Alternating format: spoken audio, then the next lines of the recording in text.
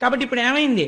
జీవితం అనగా తీరిన కోరికల వలన కలిగినటువంటి సుఖము ప్లస్ తీరని కోరికల వలన కలిగిన దుఃఖము ఈజ్ ఈక్వల్ టు ఇన్ని సంవత్సరముల నీ జీవితము కదా. కాబట్టి కామమే ఇరుసు, కాలమే పరువు. అయిపోయింది, పడిపోయింది శరీరం. ఏం చేశావు అని ఒకడు అడుగుతాడు. తర్వాత వాడికి జవాబుదారి. వాడు అడుగుతాడు, నీకు ఇచ్చా మనుష్య శరీరం, నీకేదో 80 సంవత్సరాలు ఆయుర్దాయం ఇచ్చా, రోజు పూజ గదిలో 8 నిమిషాలు కూర్చునేవాడివి, 8 నిమిషాల్లో 7 నిమిషాలు మళ్ళీ ఆఫీసులోనో ఫ్రెండ్స్ దగ్గర తిరిగేవాడివి మనస్సుతో, 1 నిమిషమే నా దగ్గర ఉండేవాడివి. కాబట్టి 80 సంవత్సరాల జీవితంలో నువ్వు ఊళ్ళెళ్ళి అక్కడికెళ్ళి ఇక్కడికెళ్ళి ఎగ్గొట్టేసిన పూజలు తీసేస్తే నువ్వు 80 ఏళ్ల జీవితంలో నిక్కచ్చిగా చేసిన పూజ 40 నిమిషాలు. నీకెందుకు ఇవ్వాలరా మళ్ళీ మనుష్య జన్మ అంటే? ఏం చెప్పని జవాబు. కాబట్టి ఏమైంది అంటే కాలము కోర్కె రూపములో పోయినది. కాబట్టి ఆ నేమి ఇరుసు కామమే కంసుడు. ఇప్పుడు ఎలా వచ్చాడు? కంసుడిగా వచ్చాడు. ఇప్పుడు ఏం చేస్తాడు? అదే అలవాటు ఆయనకి. లోపల ఉన్నవాడెవరు? దేవకీ వసుదేవులు ఉన్నారు ఇక్కడ. ఎవరా దేవకీ వసుదేవులు? వసుహు కూర్చున్నాడు, దేవుడు ఇక్కడే ఉన్నాడు. నీవారస్సూకవత్తన్వి పీతాభాస్వత్యనూపమా. ఇవాళ మా ఆఫీసులో మా స్నేహితుడు అన్నాడు, ఏమిటా బాబు ఏం చెప్పినా మళ్ళీ ఆఖరణ ఒకసారి ఇలా ఇక్కడే ఉందంటావు, నీతో ఇదో గొడవ అన్నాడు. అలాగా ఇక్కడే వసుదేవుడు కూర్చుని ఉన్నాడు. కూర్చుంటే ఆయన భార్య దేవకి. దేవకి అంటే దివు, దివు అంటే ప్రకాశము. ఆ ప్రకాశము కాంతి కొడుతోంది అన్ని ఇంద్రియాలకి, జ్ఞానము అది తెలుసుకుంటోంది. ఇక్కడే ఉన్న ఆత్మ తెలుసుకోవడము ప్రకాశించడమే దేవకీ వసుదేవులు ఉన్నది. ఇది ఇది ఉంటే నడుపుతున్నవాణ్ణి నేనని వాడు నడుపుతున్నాడు. కోరిక నడుపుతోంది కంసుడు. మనస్సు కామముగా కోరికగా రథాన్ని తిప్పుతోంది. ఈ రథాన్ని, ఈ రథంలో ఉండి ఇది తెలుసుకోవట్లేదు. ఈ రథం కోరికల కోసం తిరుగుతోంది. తిరుగుతుంటే అశరీరవాణి చెప్పింది. ఎవరి అశరీరవాణి? వేదం చెప్పింది. ఏమని చెప్పింది వేదం? నువ్వు అష్టాంగ యోగంలో 8వ మెట్టుకు చేరిన సమాధి స్థితి యందు నీ స్వస్వరూపము నీకు భాషిస్తుంది. ఇక్కడ ఉన్న ఆత్మ నీకు దర్శనమవుతుంది. అప్పుడు నీ రూపం అది, నువ్వు ఆత్మ. ఇప్పుడు నీకు ఈ ఆత్మ తెలియగానే లంపటం అంతా ఎగిరిపోతుంది. ఈ కంసుడు ఉండడు. అందుకని 8వ గర్భానికి కంసుడు చచ్చిపోతాడని చెప్పింది. వాడు ఉలిక్కి పడ్డాడు. ఈశ్వరుడు మరుగవాలి, తాను ఉండాలనుకుంటాడు. భగవంతుడి వైపుకి నడవనివ్వదు కోరిక.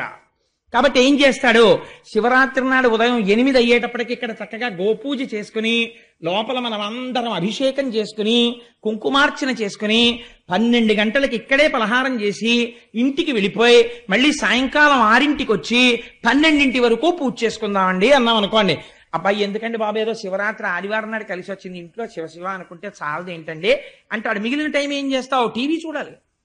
అందుకు ఇదంతా 3 మాటలు శివ దేనికోసం అంటే మిగిలింది టీవీ చూడడం కోసం. కాబట్టి ఏమైంది? కంసుడు నడుపుతుంటాడు. దేవకీ వసుదేవుల్ని గుప్తం చేస్తాడు. వాళ్ళు ఉండడం ఇష్టం ఉండదు, చంపేస్తానంటుంటాడు. ఈ రహస్యం తెలియకూడదు. తెలియనివ్వకో, చంపేస్తాను 8వ గర్భం. నువ్వు అష్టాంగ సిద్ధి సమాధి స్థితి వైపుకి నడవడానికి వీల్లేదు, భగ్నం చేస్తాడు ధ్యానాన్ని. అందుకు చంపుతానంటుంటాడు. ఇదే అశరీరావాణి పలకడం, కంసుని రథాన్ని నడపడం అంటే. ఇక్ష్వాకు వంశమునందు జన్మించిన దశరథ మహారాజు గారికి సంతానం లేకపోతే పుత్రకామేష్టి చేస్తే సంతానము కలగడానికి ప్రతిబంధకమైనటువంటి పాపము పరిహరింపబడి యజ్ఞపురుషుని యొక్క అనుగ్రహము చేత లభించిన పాయస పాత్రలోని పాయసాన్ని తన 3 ధర్మపత్నులైన కౌసల్య, సుమిత్ర, కైకేయిలకి పంచి ఇస్తే పుట్టినటువంటి రామలక్ష్మణ భరత శత్రుఘ్నులు నలబడేటటువంటి 4 కుమారుల యందు మహాధర్మాత్ముడైన రామచంద్రమూర్తి పితృవాక్య పరిపాలనం కోసమని తాను వివాహం చేసుకున్న సీతమ్మ తల్లితో కలిసి తండ్రిని సత్యవాక్యమునందు ప్రతిష్ఠితుడిని చేయడం కోసం 14 సంవత్సరముల అరణ్యవాసమునకు బయలుదేరి వెళ్ళి అక్కడ శూర్పణఖ యొక్క ముక్కు చెవులు కోసి మారీచాది రాక్షసుల యొక్క పీచమణచి విశ్వామిత్ర యాగ సంరక్షణం బాలకాండలో చేసి అక్కసుతో రావణాసురుడు సీతమ్మ తల్లిని అపహరిస్తే ఆ తరువాత అరణ్యకాండలో ఆ కబంధ వధ జరిగిన తరువాత సుగ్రీవుని యొక్క జాడ తెలుసుకుని సుగ్రీవుడితో మైత్రి చేసి వాలిని సంహరించి హనుమ యొక్క సహాయం చేత 100 యోజనముల సముద్రమునకు ఆవల దక్షిణ దిక్కున ఉన్నటువంటి లంకా పట్టణంలో రావణాసురుని యొక్క ప్రమదావనంలో బంధింపబడిన సీతమ్మ తల్లి యొక్క జాడ హనుమ ద్వారా తెలుసుకుని సముద్రమునకు సేతువు కట్టి ఆవలి ఒడ్డుకు చేరి రావణ కుంభకర్ణాది రాక్షసులను తెగటార్చి తిరిగి సీతమ్మ తల్లిని తాను పొంది 11,000 సంవత్సరములు రామచంద్రమూర్తి రాజ్య పరిపాలన చేసి రామరాజ్యమని పేరు తెచ్చి ఎన్నో అశ్వమేధ యాగములు, వాజపేయములు, పౌండరీకములు మొదలైనటువంటి యాగములు చేసి మనిషి ఎలా ప్రవర్తించాలనేటటువంటి దానికి ఒక అద్భుతమైనటువంటి కొలమానమును ఏర్పాటు చేసినటువంటి విశేషమైనటువంటి అవతారము రామావతారము. ఆ అవతారమే, ఆ రామచంద్రమూర్తి యొక్క అనుగ్రహమే పోతన గారి యందు ప్రసరించి భాగవతమును ఆంధ్రీకరించుటకు తోడ్పడినది. ఆ రాముడే కృష్ణ కథ చెప్పించాడు. రాముడు కృష్ణుడు అని ఇద్దరు లేరు కనుక. కాబట్టి నేను నవమస్కంధంలో రామాయణం చెప్పినట్టే కదా. ఎందుచేత అంటే అలాగని రామాయణం విడిచిపెట్టడం ఇష్టం లేదు కాబట్టి రామాయణాన్ని స్పృశించినట్లే ప్రధాన ఘట్ట. ఇప్పుడు నేను దశమస్కంధంలోకి వెళ్ళడానికి తలుపు తెరుచుకున్నట్లు కదా.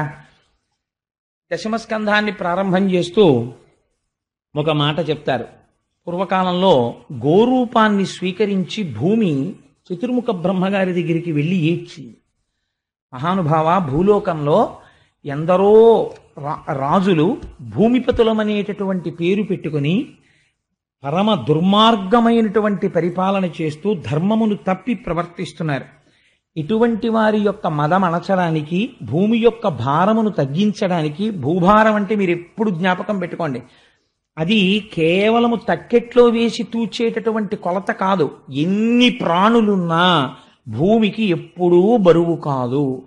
ఎంతమంది బిడ్డలు పుట్టినా తల్లికి ఎవ్వరూ బరువు కానట్టే. కానీ భూమి ఎప్పుడు బరువుగా బాధపడుతుంది అంటే ధర్మము తప్పి ప్రవర్తించేటటువంటి మనుష్యులను చూసి భూమి భారంగా బాధపడుతుంది. అందుకని సృష్టి చేసిన బ్రహ్మగారిని అడిగింది. వీళ్ళందరినీ సృష్టి చేసిన వాడు ఆయనే కదా. ఇంతమంది అధర్మాత్ములు ఇవాళ భూమి మీద తిరుగుతున్నారు, ఎలా నాకు భారం తగ్గడం అని అడిగింది. భారం తగ్గించడం, ఉన్నది నిలబెట్టడం స్థితికారుడైన శ్రీ మహావిష్ణువు యొక్క అనుగ్రహం. కాబట్టి నువ్వైనా నేనైనా ఆయన్ని ప్రార్థన చెయ్యాలని ఆనాడు చతుర్ముఖ బ్రహ్మగారు ధ్యానమగ్నుడై పురుష సూక్తంతో స్వామివారిని ఉపాసన చేశారు. ఆ ధ్యానమునందు ఆయనకు ఒక వాణి వినపడింది. వెంటనే కళ్ళు తెరిచి ఒక చిరునవ్వు నవ్వి బ్రహ్మగారు అన్నాడు, ఇటువంటి మహానుభావుడండి నిజంగా చతుర్ముఖ బ్రహ్మ. ఆయన అన్నాడు, ఓ భూమి, నువ్వేం బెంగ పెట్టుకోకు, స్వామి తొందరలో కృష్ణావతారాన్ని స్వీకరిస్తున్నారు. ఆ అవతారం స్వీకరించింది మొదలదొక చిత్రమైన అవతారం. కన్నులు తెరువని కడుచిన్ని పాపడై దానవిచను బాలు త్రావి చంపి, కళ్ళింకా సరిగ్గా తెరవడం రానటువంటి పిల్లవాడిగా ఉన్నప్పటి నుంచి రాక్షస సంహారం ప్రారంభం చేసేస్తాడు. కాబట్టి ఎందరో రాక్షసులు, ఎందరో దుర్మార్గులు మరణిస్తారు, నీకు భారం తగ్గుతుంది. కానీ స్వామి ఆదేశం ఇచ్చారు, దేవతలు సురకాంతలు తమ తమ అంశలతో భూమి మీద జన్మించమని. ఆయన యదుకులంలో జన్మించపోతున్నారు. యాదవుడిగా పశువులను కాసేటటువంటి వాడిగా జన్మించపోతున్నాడు. జగదాచార్యుడుగా లోకమునకు జ్ఞానమిస్తాడు అని చెబితే భూకాంత పరమ సంతోషాన్ని పొందినటువంటిదై తిరిగి వెళ్ళిపోయి కృష్ణ పరమాత్మ యొక్క ఆగమనము కోసమని నిరీక్షణ చేస్తాను. ఈలోగా భూమియందు యదువంశమునకు చెందినటువంటి శూరసేనుడు అనబడేటటువంటి ఒక రాజు మధురా రాజ్యాన్ని పరిపాలిస్తున్నాడు. ఆయన కుమారుడు వసుదేవుడు. భోజవంశమునకు చెందినటువంటి వారు ఇద్దరు అన్నదమ్ములు ఉన్నారు. ఒక ఆయన పేరు ఉగ్రసేనుడు, ఒక ఆయన పేరు దేవకుడు. వాళ్ళిద్దరు అన్నదమ్ములు. ఈ ఇద్దరు అన్నదమ్ముల్లో దేవకుని యొక్క కుమార్తె దేవకి, ఉగ్రసేనుని యొక్క కుమారుడు కంసుడు. కాబట్టి అన్నదమ్ముల బిడ్డలు కనుక కంసుని యొక్క చెల్లెలు దేవకీదేవి.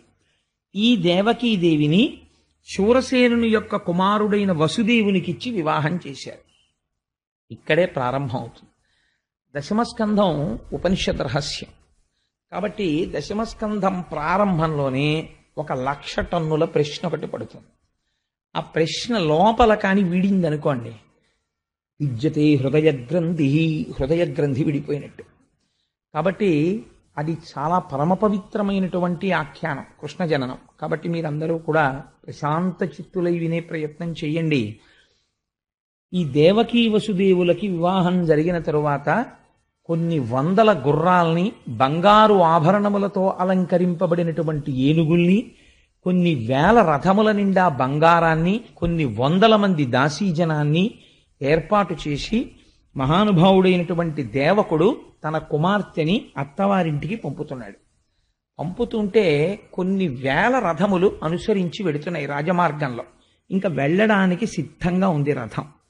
ఈ సమయంలో ఆ రథాన్ని చోదనం చెయ్యడానికి ఒక సారథి ఉంటాడు. ఎవరికో ఒకరికి ఆ బాధ్యత అప్పచెప్తారు కదా. సాధారణంగా రాజులు ఆ రథాన్ని నడపరు. ఇలాంటి సమయంలో కంసుడు అకస్మాత్తుగా వచ్చాడు. ఆయనకి చెల్లెలంటే మహాప్రేమ, మీరు మర్చిపోకూడదు ఆ విషయాన్ని. ఆవిడ అన్నదమ్ముడి యొక్క తన తండ్రి గారి యొక్క సోదరుని కుమార్తె అయినా చాలా ప్రేమ దేవకీదేవి అంటే. కాబట్టి ఆయన రథాన్ని నడపడానికి సిద్ధపడ్డాడు. కానీ కంసుడి ప్రేమ చాలా గమ్మత్తుగా ఉంటుంది, మన ప్రేమలాగే ఉంటుంది అది కూడా. కిందటి ఏడాది కనపడినప్పుడు నా బెస్ట్ ఫ్రెండ్ అండి, నా ప్రాణం అంటాడు. వచ్చే ఏడాది కనపడి మీ బెస్ట్ ఫ్రెండ్ ఏడండి అంటే అబ్బాయి తెలుసుకోలేకపోయానండి, వాడికి నాకు ఇప్పుడు మాటలు లేవండి అంటాడు. అలా ఉంటుంది. స్నేహం చిరకాలం వర్ధిల్లేటట్టుగా చెయ్యాలి తప్ప ఇవాళ స్నేహం చేసి రేపు వదలకూడదు. అందుకే స్నేహం నిలబెట్టుకోవడం వశిధారావ్రతం. అందుకే ఎక్కువ మందితో స్నేహం ఉండకూడదు. తనకి సరిపోయే వారితోనే స్నేహం చెయ్యాలి, దానికి వయసు అడ్డు రాదు. అలా స్నేహం చేసింది జీవితాంతము నిలబడిపోవాలి. ఆ స్నేహాలు అంత పవిత్రం కావాలి. అంతేకాని ఇవాళ స్నేహం చేసి రేపు విడాకులు ఇచ్చుకోకూడదు. స్నేహానికి అంత అందంగా ఉండాలి స్నేహం అన్నది. సరే, అందుచేత ఈ కంసుడు రథాన్ని నడుపుతాను అని బయలుదేరాడు. చాలా సంతోషించారు. ఎందుచేత ఆయన ఉగ్రసేనుని యొక్క కుమారుడు, ఆయనకి నడపవలసిన అవసరం ఏం లేదు. కానీ తానే చెల్లెల్ని అత్తవారింటికి దింపుతానని బయలుదేరి పగ్గములు పట్టుకున్నాడు. ఆ గుర్రాలను నడుపుతున్నాడు. వెనక దేవకీ వసుదేవులు కూర్చున్నారు. ఈ రథం వెళ్ళిపోతోంది. మీరు ఇప్పుడు ఒక్క విషయాన్ని కొంచెం జాగ్రత్తగా ఆలోచించండి. నేను తరచూ సభలో ఉండేవారికి వచ్చేటటువంటి సందేహాలు నేనే వేసుకుని అడుగుతూ ఉంటాను ప్రశ్నలు. ఇప్పుడు ఎవ్వరూ ఏమీ అనలేదనుకోండి, కంసుడు ఏమైనా చేస్తాడా? ఏమీ చెయ్యడు. అత్తవారింటికి దింపేస్తాడు దేవకీదేవి. పోనీ ఎవరైనా వచ్చి గూఢచారులు కానీ ఋషులు కానీ నమ్మదగిన విశ్వసనీయత కలిగినటువంటి వ్యక్తులు ఎవరైనా ఏమైనా చెప్పారా? ఎవ్వరూ పలకలేదు. అశరీరవాణి పలికినది అన్నారు. అశరీరవాణి అంటే ఇది చాలా గమ్మత్తైన మాట. శరీరము ఉంటే వాణి ఉంటుంది. వాణి ఉన్నది అంటే అది శరీరములోంచి వస్తోందని గుర్తు. అంతే కదండి. ఇప్పుడు కనీసంలో కనీసం మీకు ఎదురుగుండా నామరూపాలతో ఏదో ఉండాలి. ఓ చప్పుడు వినపడింది, తలుపు చప్పుడు అయిందంటారు. అసలు తలుపే లేదనుకోండి, చప్పుడు వస్తుందా? తలుపు చప్పుడు రాదు. ఏదో మాట వినపడింది అంటారు. అంటే ఏమిటండి దాని గుర్తు? ఎవరో మనుష్యుడు ఉన్నాడనే కదా దాని అర్థం. మనుష్యుడు లేకుండా మాట ఉంటుందా? ఉండదు. ఇక్కడ అంటున్నారు శరీరము లేదు, మాట వినపడుతోంది అంటున్నారు. అలా ఎలా కుదురుతుంది? శరీరం లేకుండా మాట వినపడడం ఏంటి? అదే సామాన్యమైన మాట కాదు. పోనీ అబ్బాయి రథాన్ని తీసుకెళ్లేటప్పుడు జాగ్రత్త అండి, రోడ్డు మీద గోతులు ఉన్నాయని చెప్పు తెలిసింది అనుకోండి, ఆ శరీరవాణి ఫోన్లో చెప్తే చెప్పింది, లేకపోతే లేదు. ఏడు దాని గురించి పెద్ద విశేషం ఏందని వదిలేయచ్చు. అదేం సామాన్యమైన మాట చెప్పలేదు. ఆ శరీరవాణి ఏమని పలికిందంటే, తుష్టయగు భగిని మెచ్చగ నిష్ఠుడవైన రథము నడిపెది రుగవు మీదన్ శిష్టయగు ఈతలోదరి అష్టమ గర్భంబు నిన్ను హరించు సుమీ. తలోదరి అంటే పైకి కనపడనటువంటి కడుపు ఉన్నది. అంటే నాబోటిగాడి నించుంటే కడుపు కనపడుతుంది, కొంతమందికి కడుపు కనపడదు, వెనక్కి వెళ్ళిపోయి ఉంటుంది. అలా వెనక్కి వెళ్ళిపోయి అసలు కడుపు ఉందా లేదా అని అనుమానం ఉన్నట్టుగా ఉన్నటువంటి వాళ్ళని తలోదరి అంటారు. అదో అందం. అలాంటి దానికి పోతన గారి విశేషణం చూడండి ఎంత అందంగా ఉంటుందో. అనువాదం అస్సలు కడుపు లేనట్టుగా శుష్కించిపోయిన కడుపులా కనపడుతోంది. ఈ కడుపులో 8 పుట్టబోతున్నారు. ఈ 8వ వాడు కంసుణ్ణి చంపబోతున్నాడు. ఎటువంటి కడుపు ఆ కడుపు? కానీ అసలు పైకే కనపట్టలేదు అది. తలోదరి. అందుకని తుష్టయ్య గుభగిని మెచ్చగా ఆవిడికే చక్కగా ఆవిడ కోరుకున్న ఆ వసుదేవుణ్ణి వివాహం చేసుకుని రథం ఎక్కి వెళ్ళిపోతోంది. ఆవిడ మెచ్చుకోవాలని చెల్లెలి సంతోషం కోసం పిచ్చివాడా రథం నడుపుతున్నావు. కానీ శిష్టయ్యగు ఈతలోదరి అష్టమ గర్భంబు నిన్ను హరించు జుమి, నిన్ను చంపేస్తుందిరా 8వ గర్భం అంది. ఇప్పటి వరకు కంసుడు పరమ ప్రేమతో ఉన్నాడు. ఈ మాట వినపడింది ఆకాశంలోంచి. వినపడగానే రథాన్ని ఆపాడు, కిందకి దిగాడు. అంతే, కళ్ళు ఎర్రబడిపోయి గుడ్లు తిరుగుడు పడ్డాయి. అపారమైన కోపం వచ్చేసింది. కందగడ్డైపోయింది మొహం. బుగ్గలు కదిలిపోతున్నాయి, దవడలు ఊగిపోతున్నాయి, పెదవులు కదిలిపోతున్నాయి. తన ఎడమ చేత్తో చెల్లెలి యొక్క కొప్పు పట్టుకుని రథంలోంచి కిందకి లాగేశాడు. లాగేసి కరవాలాన్ని కవచంలోంచి పైకి తీసి కత్తిని డాల్లోంచి ఒక్కసారి ఆవిడ్ని నరికేయడానికని సిద్ధపడుతున్నాడు. ఆ సిద్ధపడుతున్నటువంటి సందర్భంలో ఇప్పుడు ఆలోచించుకోవడానికి సమయం లేదు, ఏం మాట్లాడాలి. వసుదేవుడు మాట్లాడాలి. ఇది చాలా గమ్మత్తైనటువంటి సన్నివేశం. ఇలా ఉంటుంది అని కూడా ఎవరు ఊహించరు. రథం నడుపుతున్నవాడు బావమరిది తన చెల్లెల్నే చంపేస్తాడు లాగేశని గాని అశరీరవాణి పలుకుతుందని గాని వసుదేవుడు కలకంటాడండి. కాబట్టి ఇప్పుడు ఏం మాట్లాడాలి అంటే, ఇలాంటప్పుడు కూడా ఏమీ కంగారు పడకుండా, ధర్మం తప్పకుండా, చాలా పెద్ద మనిషిగా తానప్పుడు మాట్లాడినటువంటి మాట తాను తప్పలేనటువంటి మాట అయ్యేటట్టుగా మాట్లాడగలగడం అంటే దానికి ఈశ్వరానుగ్రహం ఉండాలి. లేనివాడు మాట్లాడలేడు. అలాగా ఇలాంటి ప్రమాద స్థితిలో ఆయన ఎంత గొప్పగా మాట్లాడాడో చూడండి. అన్నవు నీవు చెల్లెలికి అక్కట మనన చేయుటో, మాడలు చీరలిచ్చుటో సారలిచ్చుటో, మధుర మంజుల భాషలనదరించుటో చేయక, మిన్నుల మోతలే నిజము మేలని చంపకుమన్న, మాని రావన్న సహింపుమన్న, తగదన్న వేడెదన్ అన్నాడు. ముందు కంసుని యొక్క అనుగ్రహం కోసమని బతిమాలాడు. అన్నవు నీవు చెల్లెలికి మొట్టమొదటి మాట వేశాడు. ప్రపంచంలో పరమ పవిత్రమైనటువంటి సంబంధాల్లో అన్న అనిపించుకున్నటువంటి రక్త సంబంధం ఒకటి. ఎందుచేత అంటే అన్నగా పుట్టిన వాడికి ఒక మర్యాద ఉంటుంది. ఏమిటో తెలుసా అండి? ఎప్పుడూ కూడా తన బావగారు బ్రతికుండాలని కోరుకోవాలి. బావమరిది బతకగోరుతాడు అని ప్రపంచంలో ఒక సామెత. ఏది పెట్టండి, ఏది పెట్టకపోనివ్వండి, పుట్టింటికి ఆడపిల్ల వచ్చినప్పుడు అన్నగారు కనీసంలో కనీసం నీకు ఐశ్వర్యం ఉండి పెట్టడం ఇష్టం లేకపోతే అక్క చెల్లెలకి పెట్టక్కర్లేదండి శాస్త్రం. ఏమి చెయ్యాలి అంటే కనీసం ఆ ఉన్న పావుగంట నువ్వు మధురమైన మాటలు మాట్లాడాలి. అందుకే అక్క చెల్లెలు వరసతో ఎవరైనా అన్నగా ప్రేమించారనుకోండి, ఆ అక్క చెల్లెలి యొక్క అభ్యున్నతినే కోరాలి. కాబట్టి మధుర మంజుల భాషలనాదరించుటో, నువ్వు అన్నవి కాబట్టి రథం తోలడానికి వచ్చావు. కాబట్టి నువ్వేం చెయ్యాలి? అక్కట మన్నన చేయుటో, నీ చెల్లెల్ని సంతోషపెట్టాలి. చీరలు సారెలు మడలిచ్చుటో, ఆవిడకో చీర పెట్టాలి, సారె పెట్టాలి, ఏమైనా బహుమానం ఇవ్వాలి. పోనివేమీ నువ్వు ఇవ్వద్దు. మధుర మంజుల భాషలనాదరించుటో, చక్కటి మాటలు 4 మాట్లాడాలి. అమ్మా చెల్లెమ్మ చెల్లెలికి ఉన్న చాలా గొప్ప విశేషం ఏమిటో తెలుసా అండి? మరి అది ఆ కోమలత్వం స్త్రీకి ఈశ్వరుడు సహజంగా ఇచ్చాడేమో నాకు తెలీదు. ఒకటి, అమ్మా అన్న మాటకి పరవశం అయిపోతారు వాళ్ళు. 2, చెల్లెమ్మ అనండి, వాళ్ళు ఎంత భద్రత ఫీల్ అయిపోతారు. మీకు ఏ పరిచయం అక్కర్లేదు. రైల్లో ఎవరో కనపడ్డారనుకోండి, చెల్లెమ్మ ఒకసారి ఆ పుస్తకం చూడొచ్చా అన్నారనుకోండి, ఆవిడ చేతిలో ఉన్న పుస్తకం మీకు తోచక, అంతే వాళ్ళు ఎంత భద్రతగా సంతోషిస్తారో. పర్వాలేదు, మనకు హైదరాబాద్ వెళ్ళే వరకు అన్నయ్య దొరికాడు అనుకుంటారు. మరి ఏమిటో తెలీదు, వాళ్ళ మనస్సుల్లో అంత కోమలత్వం ఉంటుంది. దీన్ని జ్ఞాపకం చేస్తున్నాడు వసుదేవుడు. అన్నవు నీవు చెల్లెలికి కనీసం మధుర మంజుల భాషలనదరించుటో, మంచి మాటన్నా మాట్లాడద్దాయా? పోనీ చంపేస్తానంటున్నావు. దేనికి చంపేస్తానంటున్నావు? మిన్నుల మోతలే నిజము. ఎటువంటి ట్రాన్స్లేషనో చూడండి పోతన గారిది. మిన్నుల మోత అంటే గాలిమాట. అది ఎక్కడి నుంచి వచ్చింది? శరీరం లేదుగా. గాలి మాటలు నమ్మి అక్క చెల్లెల్ని చంపేస్తావా? రేపు పొద్దున నిన్నేమంటారన్నయ్యా ప్రపంచం? భోజవంశంలో పుట్టాడు కంసుడు, అరివీర పరాక్రమం కలిగిన వాడు. ఓ చెల్లెలు వల్ల 8వ గర్భానికి చచ్చిపోతావని వినపడింది ఎక్కడో గాలిమాట. ఇంకా పాదాల పారాణి ఆరని ఆడపిల్లని చంపేశాడు అని లోకం చెప్పుకుంటుంది. ఎంత మహాపాపం అయ్యా అది. అందుకని వధింపకుమన్నా, తొందరపడి చంపకు, సహింపుమన్నా ఓర్చుకో, వేడెదన్ నిన్ను అభ్యర్థిస్తున్నానయ్యా అన్నాడు.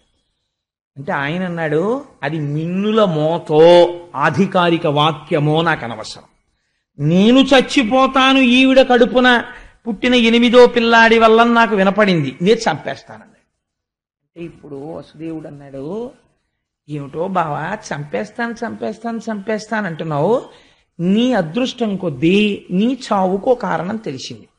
ఈ పిల్లకి పుట్టేటటువంటి 8వ కడుపున పుట్టేటటువంటి వాడు నిన్ను చంపుతాడు అని నీకు తెలిసింది. ఒకవేళ తెలియలేదు, లేదా నువ్వు ఈ పిల్లని చంపేశావు, నీకు చావు రాకుండా ఉంటుంది అని నాకు చెప్పు. ఇది అడిగాడు వసుదేవుడు. భాగవతం ప్రారంభం ఏ ప్రశ్నతో చూడండి. అందుకే పరీక్షిత్ అన్నాడు, ఇది విని నాకు చావు భయం పోయింది, కానీ నే బతికున్నన్నాళ్ళు ఈ కథలు వినాలన్న నాకు కంగారుగా ఉంది, తొందరగా చెప్పే అయిపోతుందేమో భాగవతం నాకు బెంగగా ఉంది అన్నాడు. చూడండి పరీక్షిత్ ఏ స్థితిని పొందేశాడో. మరణ భయం పోయింది ఆయనకి. ఇంకొకడు మరణ భయం పొందుతున్నాడు కంసుడు. మరణ భయం పొందుతున్న వాడి కథ వింటూ మరణ భయాన్ని పోగొట్టుకుంటున్నాడు పరీక్షిత్. మరణం అంటే ఏమిటి బావా, నువ్వు మరణం వస్తుందని విలవిల్లాడిపోతున్నావు కదా. నేను ఒక్క మాట చెప్పనా, చాలా తేలిగ్గా చెప్పేస్తాను నీకు మరణం అంటే ఏమిటో.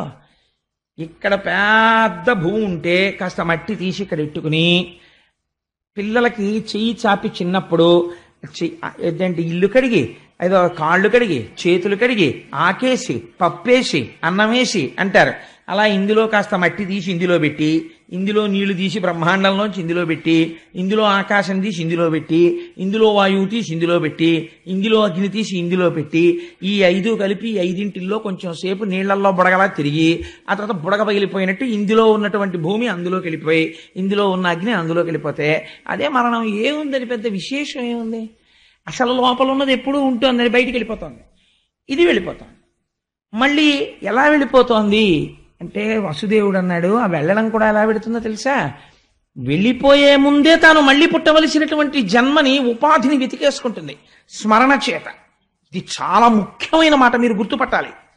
స్మరణ చేత. ఎందుకని? మనస్సుకి ఏదో అలవాటు అవుతుంది, సంస్కారం. అస్తమానం ఈశ్వరుడు గురించి వినడం అలవాటు అనుకోండి, భగవంతుడి గురించి చెప్పడం అలవాటు అనుకోండి, భాగవతం చదువుకోవడం అలవాటు అనుకోండి, వాడి వెళ్ళిపోయేటప్పుడు కూడా వాడి సంస్కారం అక్కడే ఉంటుంది. కాబట్టి వాడు ఉత్తర జన్మలో ఏమవుతాడో తెలుసా అండి? ఒక మహాపండితుడికి కొడుగ్గా పుట్టి చిన్నతనం నుంచే అన్నీ నేర్చేసుకుని పరవశించిపోయి ఈశ్వరుడు గురించి చెప్పుకుంటూ ఈశ్వరుడిలో కలిసిపోతాడు. ఒకడికి ఐశ్వర్యం మీద ఉండిపోయింది భ్రాంతి, మార్కండేయ పురాణం నిర్దాక్షిణ్యంగా చెప్పింది. వాడు ఏమవుతాడో తెలుసా అండి? పునర్జన్మ ఇచ్చే ముందు ఆఖరి ఆలోచనని బట్టిస్తాడు ఈశ్వరుడు. ఐశ్వర్యం గురించి ఆలోచించిన వాడికి ఏమిస్తారో తెలుసా అండి? తల పగిలి చచ్చిపోవలసిన జన్మిస్తారు. అంటే తేలు కానీ, జిర్రి కానీ, పాము కానీ ఇలాంటివి పుట్టి మందసాల కింద చేరుతాయి. ఆ డబ్బులున్న చోటుకి వచ్చి చేరుతాయి. లేకపోతే ధాన్యం పోసిన అదేంటి పెద్ద పెద్ద కావుల్లా కడతారు, వాటి కింద కానీ చేరితే తనది పోతుందని బెంగ. ఎవడో వస్తాడు అక్కడికి, అమ్మో నాది పట్టుకుపోతాడేమో అని బయటకు వస్తాడు. కర్ర పెట్టి కొట్టి తల పగిలేట్టు కొడుతుంటారు. ప్రాణం తోకలోకి వెళ్ళిపోతూ అప్పుడు అనుకుంటాడు, ఈ మాత్రం దానికా ఇంత కష్టపడ్డాను, ఎవరికీ కనపడకుండా దాక్కుని తిరిగాను కొడుకులకి రక్షిద్దామని. తల పగల కొట్టించేశాడు కొడుకు అంటాడు. ఇప్పుడు మళ్ళీ ఇంకో ఉపాధిలోకి పోతాడు. ఎంత చిత్రమో చూడండి. తన భార్య పక్కన పడుకుని ఇంకొక స్త్రీ గురించి ఆలోచిస్తాడు, గోడ మీద బల్లిగా వస్తాడని చెప్పింది మార్కండేయ పురాణం. కాబట్టి ఏమవుతుంది అంటే, ఒకడు ఈశ్వరుడు గురించి స్మరిస్తూ ఉంటాడు. వాడు ఉత్తర జన్మల్లో హాయిగా ఒక మహాపండితుడు కడుపున పుట్టి ఏ లోటు లేకుండా 7 ఏళ్ళు 8 ఏళ్ళు వచ్చేటప్పటికి అపారమైన పాండితీ ప్రకర్షతో ఐశ్వర్యానికి లోటు లేకుండా 10 మందికి పెడుతూ తాను తింటూ భగవంతుడి గురించి చెప్పుకుంటూ సార్థకత పొంది ఈశ్వరుడిలోకి వెళ్ళిపోతాడు. స్మరణ ముఖ్యం బావా. నువ్వు ఇలా బతుకుతానని దేహం మీద మమకారం పెట్టుకుంటే ఏమైపోతావో తెలుసా? ఒకనాటికి గొంగళి పురుగు యొక్క నడకని చూస్తే, అందుకే గొంగళి పురుగు సీతాకోక చిలుక అవుతుంది. ఎంత చిత్రం చూడండి. నిద్రపోతే సీతాకోక చిలుక, నడుస్తూనే ఉంటే కాకి తింటుంది దాన్ని. గూడు కట్టేసుకుంటుంది, గూడు కట్టేసుకుంటే సీతాకోక చిలుక అయిపోతుంది. ధ్యానంలో ఉంటే నువ్వు ఈశ్వరుడి పాదాల దగ్గరికి వెళ్ళిపోయి నిలబడిపోతే షట్పథం అయిపోతావు. కాబట్టి ఏమైపోయింది? ఆ స్మరణల యందు శరీరాన్ని విడిచిపెట్టే ముందు గబగబా మనస్సు ఏం చేస్తుందంటే ఈ పంచేంద్రియాల్ని మూట కట్టుకుంటుంది. ఈ కళ్ళు, ముక్కు, చెవులు, నోరు ఇవన్నీ మూట కట్టుకుంటుంది, ఎత్తుక్కుంటుంది చోటు. అది ఊర్ధ్వముఖంగా వెళ్లే ప్రయత్నం చేస్తుంది, కానీ పుణ్యబలం చాలదు, వెళ్ళలేడు. అందుకని వెనక్కి వచ్చి సమయం అయిపోతూ ఉంటుంది, ఇంకా వెళ్ళిపోవాలి. ఆఖరి ఊపిరి లోపల వెతికి ఏ కన్నం దొరికితే ఆ కన్నంలోంచి పారిపోతాడు. అధోముఖంగా వెళ్ళిపోతాడు ఒక్కొక్కసారి కళ్ళల్లోంచి వెళ్ళిపోతాడు, ఒకసారి ముక్కులోంచి వెళ్ళిపోతాడు, ఎటు వెళ్ళిపోయాడో తెలియదు, ఎవ్వడికి తెలియదు, పక్కన ఉన్నవాడికి కూడా. ఒక్కొక్కసారి రోమకూపాల్లోంచి వెళ్ళిపోతాడు. వెళ్ళిపోయి మళ్ళీ ఎక్కడికెడతాడు? ఏమీ కంగారు పడక బావా, నేను చెప్తున్నాను. గొంగళి పురుగు పాకే ముందు తన శరీరాన్నంతటినీ కదపదు. శరీరంలో ముందు భాగాన్ని ఇలా పైకెత్తి, మీరు భాగవతం బాగా అర్థం అవ్వాలంటే గొంగళి పురుగుని చూడాలి. అసలు గొంగళి పురుగు ఇలా పైకెత్తి ములగ చెట్ల దగ్గర నిలబడి, నేను అప్పుడప్పుడు చూస్తూ ఉంటాను, ఇలా పైకెత్తి ఆకు మీద ఇలా పెడుతుంది. ఎన్ని కాళ్ళుంటాయో పెట్టి ఈ వెనకాతల ఆకు మీద ఉన్న శరీరాన్ని ఇలా ముద్ద కింద లాగుతుంది. లాగితే ఈ ఆకు కొద్దిగా వంగిలా వేళ్లాడుతుంది. మళ్ళీ దాన్ని పట్టుకుని ఇలా ఇలా ఇలా ఎక్కి ఆ ఆకు మించి వెళ్ళిపోతుంది. అలా ఇక్కడ వదులుతూనే ఇంకో దేహంలోకి వెడతాడు బావా. ఈ మాత్రం దానికి ఎంతమందిని చంపేస్తావు? చంపేస్తే ఉండిపోతుంది ఆ శరీరం? ఉండదు, వెళ్ళి తీరుతావు ఇంకో శరీరంలోకి. కానీ చెల్లెల్ని చంపిన పాపానికి అధోగతికి వెళ్ళిపోతావు. ఎందుకు మావ ఈ పని చేస్తావు అంటే కంసుడు అన్నాడు. అంటే ఎంత గొప్ప వేదాంతం అప్పుడు చెప్తే మనసు మారే అవకాశం ఉంటుందో అది చెప్పాడు. 7 రోజులు వినేది పరీక్షిత్తుకి చెప్పారు, 7 క్షణాల్లో వినేది వసుదేవుడు కంసుడికి చెప్పాడు. కానీ వాడి మనస్సు మారలేదు. రామకృష్ణ పరమహంస ఇదే అంటారు.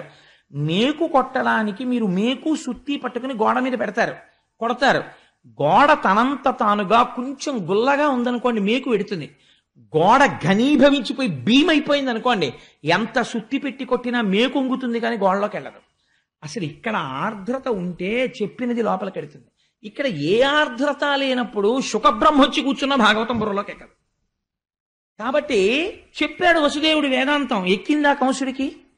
శుకుడు వచ్చి పరీక్షిత్తుకి చెప్పాడు జరిగిపోయిన కథ. ఎక్కింది పరీక్షిత్తుకి, మోక్షం పొందుతున్నాడు.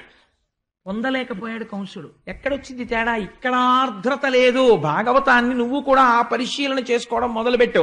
అందుకే దశమస్కంధం మొదటి మెట్టి నుంటే మారుతుంది భాగవతం యొక్క స్థితి కృష్ణజననానికి ముందు. అందుకని బావా విడిచిపెట్టేసేయి నీ చెల్లెల్ని అంటే ఆయన అన్నాడు, నేను అలా విడిచిపెట్టాను. నువ్వు చాలా తేలికగా మాట్లాడుతున్నావు. ఈ శరీరం అంటే నువ్వు కాదు, దీన్ని విడిచిపెట్టేయి, మరణం అంటే ఏముంది అంటున్నావు. కానీ నేను మరణమును అంగీకరించను, నేను ఈ అమ్మాయిని చంపేస్తానన్నాడు. అంటే ఇప్పుడు వసుదేవుడు ఆలోచించాడు. కాబట్టి ఇప్పుడు ఏమర్థం అవుతోంది? ఉన్నది ఉన్నట్టు వేదాంతం చెప్తే వీడి తలకెక్కదు. కాబట్టి ఇప్పుడు ఏం చెయ్యాలి? తను ఒక ధర్మం నిర్వర్తించాలి. ఏమిటా ధర్మం? తన భార్యని రక్షించుకోవాలి. జ్ఞానబోధ చేస్తే వాడి బుర్రకెక్కదు. కాబట్టి ఇప్పుడు ఎలాగైనా తన భార్యని రక్షించుకోవాలి అని అసత్యం చెప్పకూడదు, సత్యమే చెప్పాలి. కానీ అది వాడి మనస్సుకు నచ్చేదై ఉండాలి. వాడి మనస్సుకు నచ్చేదే కదా అని చెప్పి ఏ మాట పడితే ఆ మాట తాను అన్నాడు అనుకోండి, తర్వాత తప్పుకోవడానికి తను కంసుడు కాదు, తను వసుదేవుడు. అన్న మాటకి నిలబడాలి. కాబట్టి ఎలాంటి మాట మాట్లాడాలి ఇప్పుడు అని లోపల ఒకసారి తర్కించుకున్నాడు. ఆపన్నురాలైన అంగన రక్షించి ప్రాణములు నిలుపుట ముందు మేలు. ఎంత చిత్రమైన మాట మాట్లాడుతున్నాడో చూడండి. ముందసలు నేను తక్షణం చెయ్యవలసిన పని ఏమి అంటే ఈ దేవకీదేవి యొక్క ప్రాణాలు రక్షించాలి. ఆవిడ కాని ఒకవేళ బ్రతికిందా, ఆ ప్రాణములు నిలబడితే రేపేం జరుగుతుందో ఎవరికి తెలుసు? సుతులు పుట్టిననేమి సుతులకు మృత్యువు వాలాయమై వెంట వచ్చనేని, బ్రహ్మ వలన వీడు పాటేమి పొందుక ఉండనే సదుపాయమొకటి లేదే, పొంత మాకులవాని దహించకపోయి వహ్ని యగసి దవులవాని దహించు భంగి, కర్మ వశమున భవ మృతి కారణములు తెలసి విరగొందయిక నేల తొట్టుపడగా. ఏమి పద్యం అండి నిజంగా. పోతన గారి ఘంటంలోంచి లోపల చేస్తున్నాడు ఈ ఆలోచన. ఏమని? ఆపన్నురాలైన అంగన రక్షించి సుతులనిచ్చెదననుట శుభము నేడు. అసలు ముందు ఈ అమ్మాయిని బతికేటట్టుగా చూడాలి. ఒకవేళ బ్రతికితే రేపేం జరుగుతుంది అన్నది తర్వాత ఆలోచిద్దాం. 8వ గర్భానికి కదా చంపేవాడు, కంసుణ్ణి చంపేవాడు పుడతాడంటున్నాడు. అందుకని ఒక మాట చెప్దాం. నీకు 8వ కడుపున పుట్టేవాడు నిన్ను చంపుతాడు కాబట్టి నీకు అనుమానం ఉంటే పుట్టిన కొడుకులందరినీ నీకు ఇచ్చేస్తాను, చంపేసేయి. ఈవిడ్ని చంపేయడం ఎందుకు? ఈవిడ కాదుగా నిన్ను చంపేది అంటే వీడేమంటాడు? వీడికి కావలసినది ఏమిటంటే వాడి ప్రాణాలతో ఉండడం. కాబట్టి ఇప్పుడు అయితే నీ కొడుకుల్ని ఇస్తావా బావా అంటాడు. నన్ను నమ్ముతాడు, ఎందుకంటే నేను మాట తప్పనని. సుతులు పుట్టిననేమి సుతులకు మృత్యువు వలాయమై వెంట వచ్చనేని, బ్రహ్మ వలన వీడు పాటేమి పొందుక ఉండనే సదుపాయమొకటి లేదే. చతుర్ముఖ బ్రహ్మగారి చేత వీడు నిజంగా నా భార్య 8వ కడుపున పుట్టేవాడి చేత సంహరింపబడాలని రాసినటువంటి విషయము సత్యమే అయితే వీడు ఎలాగో చచ్చూరుకుంటాడు. కాబట్టి అందాక ముందు అసలు భార్యని రక్షించుకోవాలి కదా, అది నా భర్తగా నా ధర్మం కదా. కాబట్టి పిల్లల్ని ఇచ్చేస్తానంటాను, నిజంగా ఇచ్చేస్తాను, భార్యని ముందు రక్షించుకుంటాను. అసలు పిల్లలు పుడతారో పుట్టరో ఎవరికి తెలుసు, వీడు విన్నట్టే నేను విన్నాను. కాబట్టి నేను మాత్రం ఎందుకు అనకూడదు ఈ మాట. కాబట్టి ముందు భార్యని రక్షించుకోవడం భర్త ధర్మం, అందుకని నా ధర్మాన్ని నేను పాటిస్తాను. ఆ తర్వాత అంటావా ఏమో అదృష్టాదురదృష్టాలు ఎవరివి ఎలా ఉంటాయో మనకేం తెలుసు. ఎందుచేతంటే పొంత మాకులవాని దహించకపోయివహ్ని ఎగసి దవులవాని దహించు భంగి. అరణ్యంలో 2 ఎండిపోయిన చెట్లు గాలికి రాసుకుంటాయి, నిప్పు పుడుతుంది. పక్కనే ఉంది ఎండిపోయిన చెట్టు. ఈ ఎండిపోయిన చెట్టుని కాల్చడం మానేసి గాలికి అగ్నిహోత్రం వెళ్ళి దూరంగా ఉన్న ఇంకో ఎండు చెట్టుని కాల్చేస్తోంది. ఈ పక్కనే ఉన్న ఎండు చెట్టు బతికిపోతోంది. ఏమనుకోవాలి అంటే ఇది అదృష్టం అనాలి. అదృష్టం ఎందుకు వచ్చింది? ఎప్పుడో చేసుకున్న కర్మ అనాలి. అంతకన్నా జవాబు ఎక్కడుంది ప్రపంచంలో ఇంకింతకన్నాను.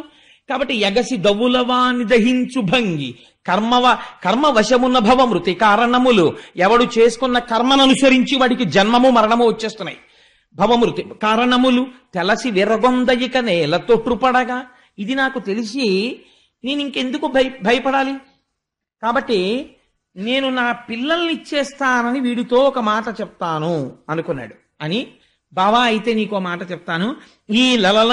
ఈ లలనకు పుట్టిన కొమరుని వలనం తెగెదనుచు గగనవాణి పలికెనంచు నీ వలిగితివేని, ఈ జలజాక్షికి కల కొమరుల సంపనిత్తు క్రమమున నీకున్ అన్నాడు.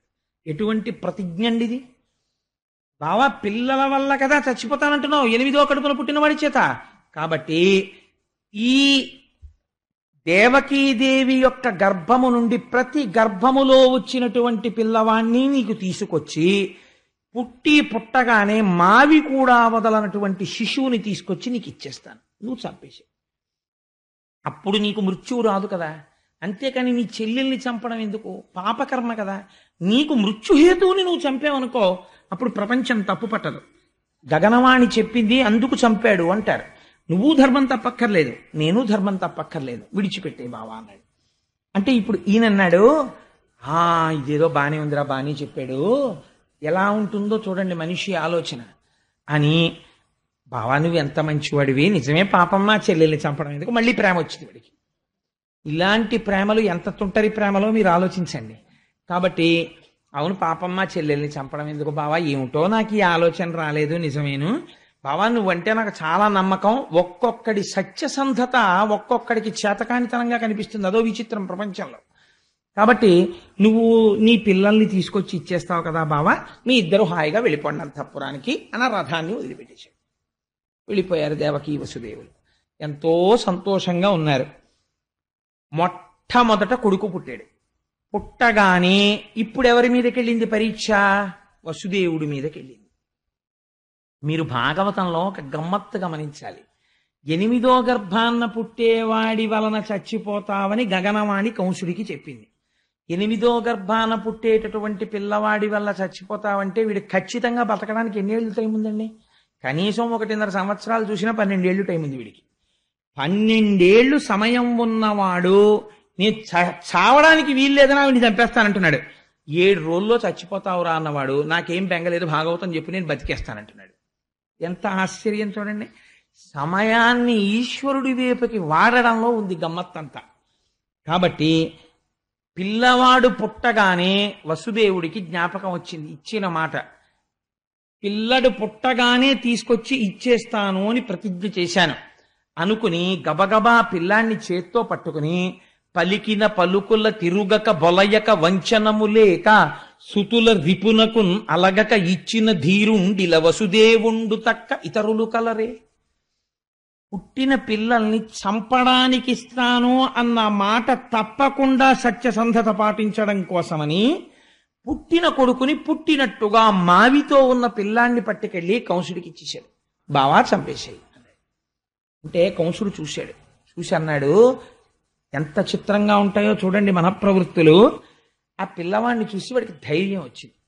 ఆ బావా, చూసావా నువ్వు ఎంత మాట తప్పనివాడివో, పిల్లవాడు పుట్టగానే నువ్వే తీసుకొచ్చి ఇచ్చావు, నేను రాలేదు చంపడానికి, నేను రావాలమ్మో పుట్టాడు ఒకటో వాడని, నేను రాలేదు, నువ్వు తెచ్చావు, నాకు అందుకే నువ్వంటే అంత గౌరవం బావా, నువ్వు మాట తప్పవు. కానీ 8వ వాడు కదా బావా నన్ను చంపేది, ఒకటో వాడిని చంపడం ఎందుకు, తీసుకెళ్ళిపోన్నాడు. అంటే వసుదేవుడు లోపల అంతగా నమ్మలేదు కంసుణ్ణి, కానీ పిల్లవాడిని తీసుకుని వెళ్ళిపోయాడు. మీరు ఈ కథ వినండి, చాలా గమ్మత్తుగా ఉంటుంది. ఇందులో ఉన్న వేదాంతం అర్థమైతే ఆశ్చర్యంగా ఉంటుంది. తర్వాత చెప్తాను ఆ తత్వం. వెళ్ళిపోయాడు. వెళ్ళిపోయిన తర్వాత రెండో కొడుకు పుట్టాడు. మళ్ళీ తీసుకొచ్చి ఇవ్వక్కర్లేదుగా, 8వ గర్భాన్ని కదా ఇమ్మన్నాడు, అందుకని ఊరుకున్నాడు. ఇలా 6 పిల్లలు పుట్టారు. 6 పిల్లలతో 6వ పిల్లాడు పుట్టాడు అనేటప్పటికీ తల్లికి తండ్రికి మొదటి పిల్లవాడి మీద ఎంత అనుబంధం ఏర్పడిపోయి ఉంటుందండి. మీరు ఒకసారి ఆలోచించండి. అప్పటికి వాడు 9 ఏళ్ళు 10 ఏళ్ళు పిల్లాడు అయిపోయాడు. అయిపోయి ఈ 6 పిల్లలతోటి అమ్మకి నాన్నకి అంత అనుబంధం వచ్చింది. ఇంత అనుబంధంతో వాళ్ళు సంతోషంగా ఉన్న సమయంలో ఒక రోజున నారదుడు వచ్చాడు కంసుడి దగ్గరికి. నారదుడు వచ్చాడు అనేటప్పటికీ మీరు బెంగ పెట్టుకోకండి, ఆయన మహాజ్ఞాని. ఆయన ఎప్పుడు వచ్చినా ఏదో లోక కళ్యాణం చేస్తాడు.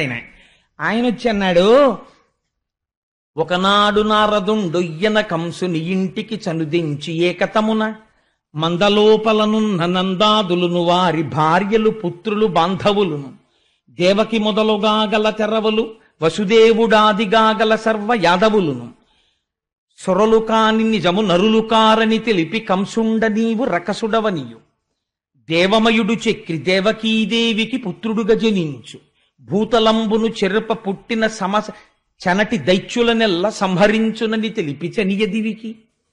ఈయనో విచిత్రమైన పని చేశాడు నారదుడు. కంసుడి దగ్గరికి వచ్చి, కంస ఎంత వెర్రివాడి ఓయ్ అన్నాడు.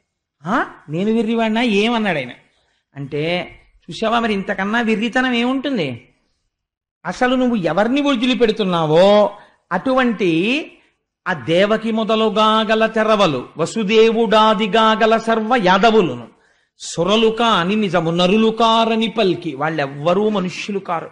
నువ్వు కిందటి జన్మలో కాలనీమి అన్న పేరు కలిగినటువంటి రాక్షసుడవు, నిన్ను శ్రీ మహావిష్ణువు సంహరించారు. ఈ జన్మలో నువ్వు కంసుడవు. నీ తండ్రి నీ తల్లి దేవకి వసుదేవుడు, ఇంకా నీకో విచిత్రం చెప్పనా, పక్క ఊళ్ళో ఉన్న నందుడు, ఆవులు, దూడలు ఇవందరూ దేవతలు, నిన్ను చంపడానికే వచ్చాయని అనేసరికి అని చెప్పి వెళ్ళిపోయాడు ఆయన. చనియ దివికి ఊర్ధలోకాలకు వెళ్ళిపోయాడు, స్వర్గం హాయిగా ఆ వీణ పాడుకుంటూ వెళ్ళిపోయాడు, నారాయణ అని సంకీర్తనం చేసుకుంటూ. ఇప్పుడు ఈయనకి అనుమానం వచ్చింది, నారదుడు అనవసరంగా అబద్ధాలు చెప్పడగా, కాబట్టి కబురు చేశాడు, వసుదేవుడిని 6 పిల్లల్ని పట్టుకుని రమ్మన్నానని చెప్పన్నాడు అని.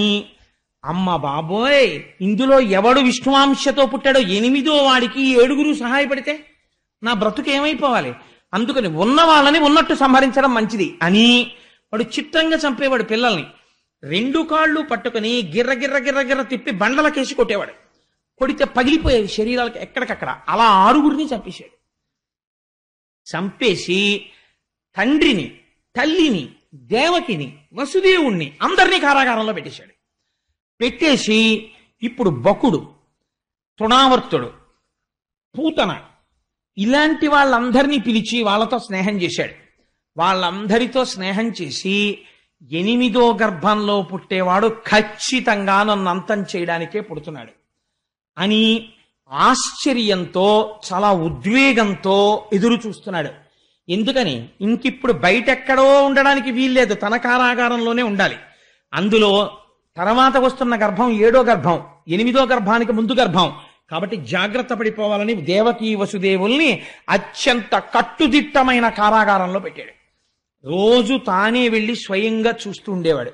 అంటే పోతన గారు అంటారు, తల్లి తండ్రినైనా, తమ్ములన్నలనైనా, సఖులనైనా, బంధుజనులనైనా రాజులు చంపుదురు రాజ్యకాంక్ష చేసి అవనితరుచు జీవితార్థులగుచు. రాజ్యకాంక్ష అన్నది ఎంత ప్రమాదకరమైందంటే, రాజ్యకాంక్ష పెరిగిపోయినటువంటి వాడు తల్లి తండ్రినైనా, తమ్ములన్నలనైనా, సఖులనైనా, బంధుజనులనైనా ఎవరినైనా చంపేస్తాడు. ఎందుకని, అది కంసుడే కాదు, అవని తరచు జీవితార్థులగుచు, వాళ్ళు బ్రతికుండిపోవాలి, తనకి రేపు రావలసిన పదవి అవతల వాడికి రాకూడదని చంపడానికి కూడా వెనకాడరు. రాజ్యాధికారమునందుండేటటువంటి మదోన్మత్తత అటువంటిది. కాబట్టి కంసుడు కూడా చంపాడు పిల్లల్ని. అయితే మిగిలినటువంటి మాట ఎలా ఉన్నా మీకు ఇక్కడ ఒక అనుమానం తప్పకుండా రావాలి. ఏమండి, అంత పసిపిల్లలు కదా, నారదుడు మహానుభావుడు కదా, లోక కళ్యాణకారకుడే, నారం దదాతీతి నారదహ అని ఆయన జ్ఞానం ఇచ్చేవాడే, అటువంటి వాడు 6 పిల్లలు చచ్చిపోవడానికి కారణం ఎందుకయ్యాడు? ఇప్పుడు ఆయన వచ్చి చెప్పకపోతే వచ్చిన నష్టం ఏమిటి? ఎందుకు చెప్పాడు అని మీకు అనుమానం వస్తుంది. భాగవతంలో దీనికి ఎక్కడా జవాబు లేదు. నారదుడు అలా ఎందుకు చెప్పాడు? మీకు దీనికి పరిష్కారం దొరకాలంటే దేవీ భాగవతం చదవాలి. దేవీ భాగవతంలో మాత్రం ఉంది దీనికి. అంటే మనకి రామాయణంలో ఏదైనా అనుమానం వచ్చిందనుకోండి, రామాయణంలో అనుమానం బాగా నివృత్తి అవ్వాలంటే పద్మపురాణం చదవాలి. అలాగే వెంకటేశ్వర స్వామి వారి అవతారానికి సంబంధించి ఏదైనా సమగ్రంగా తెలియాలనుకోండి, భవిష్యత్ పురాణం కానీ వరాహ పురాణం కానీ చదవాలి. అలాగే శివ సంబంధం సుబ్రహ్మణ్య సంబంధానికి స్కాందం చూసుకోవాలి. అలాగే భాగవతంలో ఏదైనా అనుమానం వస్తే దేవీ భాగవతంలో ఒకసారి చూసుకుంటూ ఉండాలి. దేవీ భాగవతంలో ఈ రహస్యాన్ని చెప్పారు. మరీచి ఊర్ణాదేవి అని 2 ఉన్నారు పూర్వం. వాళ్ళిద్దరికీ 6 పిల్లలు పుట్టారు. వాళ్ళు పుట్టుకతో బ్రహ్మజ్ఞానులు. వీళ్ళు 6 ఒకసారి చతుర్ముఖ బ్రహ్మగారి యొక్క సభకి వెళ్ళారు. వెడితే వాళ్ళకి ఎందుకు నవ్వు వచ్చిందో తెలియదు, నిష్కారణంగా బ్రహ్మగారు కూర్చునుండగా ఓ నవ్వు నవ్వారు. వాళ్ళు నవ్వితే పెద్దల ఎడల జాగ్రత్తగా ఉండాలి, పిచ్చి నవ్వు నవ్వకూడదు. ఆయన అన్నారు, మీకు నన్ను చూసి నవ్వు వచ్చింది కాబట్టి రాక్షసుడి కడుపున పుట్టండి అని చెప్పించారు. వాళ్ళు 6 కాలనేమికి కుమారులుగా జన్మించారు క్రిందటి జన్మలో. 6 కాలనేమి పుత్రులై కొంతకాలం బ్రతికి తదనంతరము హిరణ్యకశిపుడి యొక్క కడుపున పుట్టారు. పుట్టి వాళ్ళు పుడుతూనే అప్పటికి వాళ్ళకు ఉన్నటువంటి తమోగుణ రజోగుణ సంస్కారం తగ్గింది. మళ్ళీ బ్రహ్మగారి గురించి తపస్సు చేశారు. దీర్ఘాయుర్దాయం ఇచ్చాడు బ్రహ్మగారు. తండ్రికి వచ్చి చెప్పారు, నాన్నగారు మేము చతుర్ముఖ బ్రహ్మగారి గురించి తపస్సు చేశాం, మాకు దీర్ఘాయుర్దాయం ఇచ్చారు అన్నారు. అంటే హిరణ్యకశిపుడికి కోపం వచ్చింది. ఒరే, నేను ఇంకా తపస్సు చేసి పొందలేదు దీర్ఘాయుర్దాయం, మీరు పొందేశారా అప్పుడే? కాబట్టి మీకు శపిస్తున్నాను, మీరు దీర్ఘ నిద్రలో ఉండి మరణించండి. సరికదా, వచ్చే జన్మలో పుట్టినప్పుడు గత జన్మలో తండ్రి ఈ జన్మలో మిమ్మల్ని చంపుతాడన్నాడు. అందుకని హిరణ్యకశిపుడి కడుపున పుట్టిన పాపానికి వాడికి అదే పని, ప్రహ్లాదుని చంపేస్తానని కదా అన్నాడు. దీర్ఘ నిద్రలో ఉండి చచ్చిపోయారు వాడు. మరుజన్మలో ఇప్పుడు దేవకీదేవి కడుపున పుట్టారు ఈ మరీచి ఊర్ణాదేవుల యొక్క కొడుకులు, ఈ జన్మతో ఆఖరు. కాబట్టి వీళ్ళు గత జన్మలో తండ్రి చేతిలో చచ్చిపోవాలి. గత జన్మలో తండ్రి కాలనేమి ఇప్పుడు కంసుడిగా ఉన్నాడు కాబట్టి కంసుడి చేతిలో మరణించాలి. అందుకని వాళ్ళకి ఆ శాప విమోచనం అయిపోయి వాళ్ళు మళ్ళీ బ్రహ్మజ్ఞానులు అయిపోవాలి. అందుకని నారదుడు వచ్చి వాళ్ళని తీయించేశాడు. అది కారణం. ఇప్పుడు చెప్పండి, నారదుడు లోక కళ్యాణం కోసం చేశాడా లేకపోతే ఏదైనా కాఠిన్యంతో చేశాడా అంటే లోక కళ్యాణం కోసమే చేశాడు. 6 పుట్టే వరకు వేచి చూసి 6 మళ్ళీ బ్రహ్మజ్ఞానులై మోక్షాన్ని పొందే స్థితిని నారదుడు కటాక్షించినాడు. ఇది దేవీ భాగవతాంతర్గతం, భాగవతాంతర్గతం కాదు. సరే, దీని తరువాత కారాగారంలో దేవకీ వసుదేవులని అట్టెపెట్టాడు, కానీ లోపల మాత్రం కుమిలిపోతున్నాడు. ఎందుకని? జ్ఞానకలునిలోని శరదయువోలే, గతములోని దీప కలికవోలే, భ్రాత ఇంటనాక పడియుండె దేవకీమాత విశ్వగర్భ గర్భుయగుచు అంటారు పోతన గారు. జ్ఞాన కలునిలోని శారదయువోలే, ఒక్కొక్కడు ఉంటాడు, వాడు మహాపండితుడు, కానీ ఉన్నది ఉన్నట్టుగా యథార్థం చెప్పడు. వాడు ఎలా చెప్పాలనుకుంటున్నాడో, వాడికి ఏది ఇష్టమో దాని వైపుకు బలి చెప్పేస్తాడు. అది జ్ఞాన కలునిలోని శారదయువోలే, ఘటములోని దీప కలికవోలే, కుండలోపల వెలుగుతున్న దీపంలా లోకములన్నింటినీ తన కడుపులో పెట్టుకున్నటువంటి శ్రీ మహావిష్ణువుని తన కడుపులో మోయవలసినటువంటి దేవకి కంసుని యొక్క కారాగారమునందు మగ్గుచున్నది. ఈ స్థితిలో ఒక చిత్రం జరిగింది. శ్రీమన్నారాయణుడు తాను అవతరించాలనుకున్నాడు. తనకన్నా ముందు శేషుడు బయలుదేరుతున్నాడు. ఆదిశేషుడు ముందు అన్నగారిగా పుట్టాలి. అందుకని యోగమాయని పిలిచాడు. ఆయన యొక్క మాయాశక్తియే ఈశ్వరుడికి, ఈశ్వరుడి యొక్క మాయాశక్తికి అభేదం, వాళ్ళిద్దరూ విడివిడి ఉండరు. ఆ మాయాశక్తిని పిలిచాడు. పిలిచి ఒక మాట చెప్పాడు, నువ్వు భూమి మీదకి వెళ్ళు. అక్కడ కంసుని యొక్క కారాగారంలో దేవకీ వసుదేవులు ఉన్నారు. వసుదేవుని యొక్క భార్యలందరినీ ఖైదు చేశాడు కంసుడు. ఒక్క రోహిణి మాత్రం నందవ్రజంలో నందుడి దగ్గర ఉన్నది. కాబట్టి ఇప్పుడు ఆ వసుదేవుని యొక్క తేజస్సు దేవకీ గర్భంలో ఉంది, 7వ గర్భంగా. అది శేషుడి యొక్క అంశ ఉంది అందులో. అందుకని ఎవ్వరికీ తెలియకుండా ఆ గర్భస్థమైన పిండమును వెలికి తీసేసాయి. గర్భస్రావమైందని అందరూ అనుకుంటారు. ఈ పిండమును తీసుకుని వెళ్ళి నందవ్రజంలో ఉన్నటువంటి రోహిణీ గర్భమునందు ప్రవేశపెట్టు. అప్పుడు ఇక్కడ జారిపోయినటువంటి పిండము అక్కడ పెరుగుతుంది. పెరిగి అక్కడ వర్ధిల్లుతాడు. బలరాముడన్న పేరుతో జన్మిస్తాడు శేషుడు. నన్ను సేవించాలని కోరుకుంటున్నాడు. అందుకని నువ్వు వెళ్ళి ఈ పని చెయ్యవలసినది అన్నాడు. యోగమాయ బయలుదేరి వచ్చింది. 7వ గర్భంలో దేవకీదేవి గర్భము నిలిచి సంతోషంతో ఉన్న సమయంలో దేవకీదేవి కడుపులో ఉన్నటువంటి పిండాన్ని పైకి లాగి నందవ్రజంలో నందుడి దగ్గర ఉన్నటువంటి వసుదేవుని యొక్క భార్య అయిన రోహిణీ గర్భంలోకి ప్రవేశపెట్టారు. ఇవాళ మనం భాగవతం చెప్తే ఇది జరుగుతుందా అని మీరెవ్వరూ అడగక్కర్లేదు. జరుగుతున్నాయి కదా ప్రపంచంలో. అంటే అప్పుడు మహర్షులు ఎప్పుడో చేశారు, భాగవత కాలంలోనే మన వాళ్ళు దీన్ని. తెలుస్తోంది కదా. కాబట్టి బలము మిగుల కలుగ బలభద్రుడని లోక రమణుడగుట చేసి రాముడనియు సతికి పుట్టె గర్భ సంకర్షణంబున సంకర్షణుండనెడి ఘనుడు సుతుడు. పోతన గారు అన్నారు, బలము మిగుల కలుగ బలభద్రుడని, చాలా బలవంతుడైనటువంటి వాడు కాబట్టి ఆయనకి బలభద్రుడు అని పేరు. లోకరమణుడగుట చేసి రాముడనియు, లోకములన్నింటినీ ఆనందింపచేస్తాడు కాబట్టి రామశబ్దాన్ని పక్కన పెట్టారు, బలరామ అని పిలిచారు. సతికి పుట్టె గర్భ సంకర్షణంబున, ఈ అమ్మ కడుపులోంచి లాగబడి వేరో అమ్మ కడుపులోకి ప్రవేశపెట్టబడ్డాడు. అందుకని సంకర్షణుడు అని పేరొచ్చింది. అందుకని సతికి పుట్టె గర్భ సంకర్షణంబున సంకర్షణుండని డిఘనుడు సుతుడు. ఆ విధంగా సంకర్షణుడన్న పేరుతో బలరాముని యొక్క ఆవిర్భావము జరిగినది. కృష్ణావతారమునకు ముందు బలరాముడు ఆవిర్భవించాడు. తదనంతరము ఇప్పుడు కృష్ణ పరమాత్మ ఆవిర్భవించాలి. ఆయన యొక్క అంశ ఆ పూర్ణమైనటువంటి ఆ తేజస్సు బయలుదేరి వసుదేవుడిని ఆవహించింది.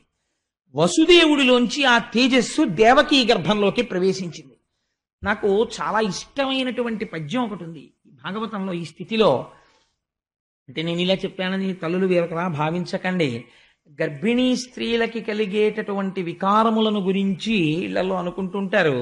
దాన్ని పోతన గారు ఈశ్వరపరం చేశారు. ఎంత గొప్పగా వర్ణన చేశారో చూడండి.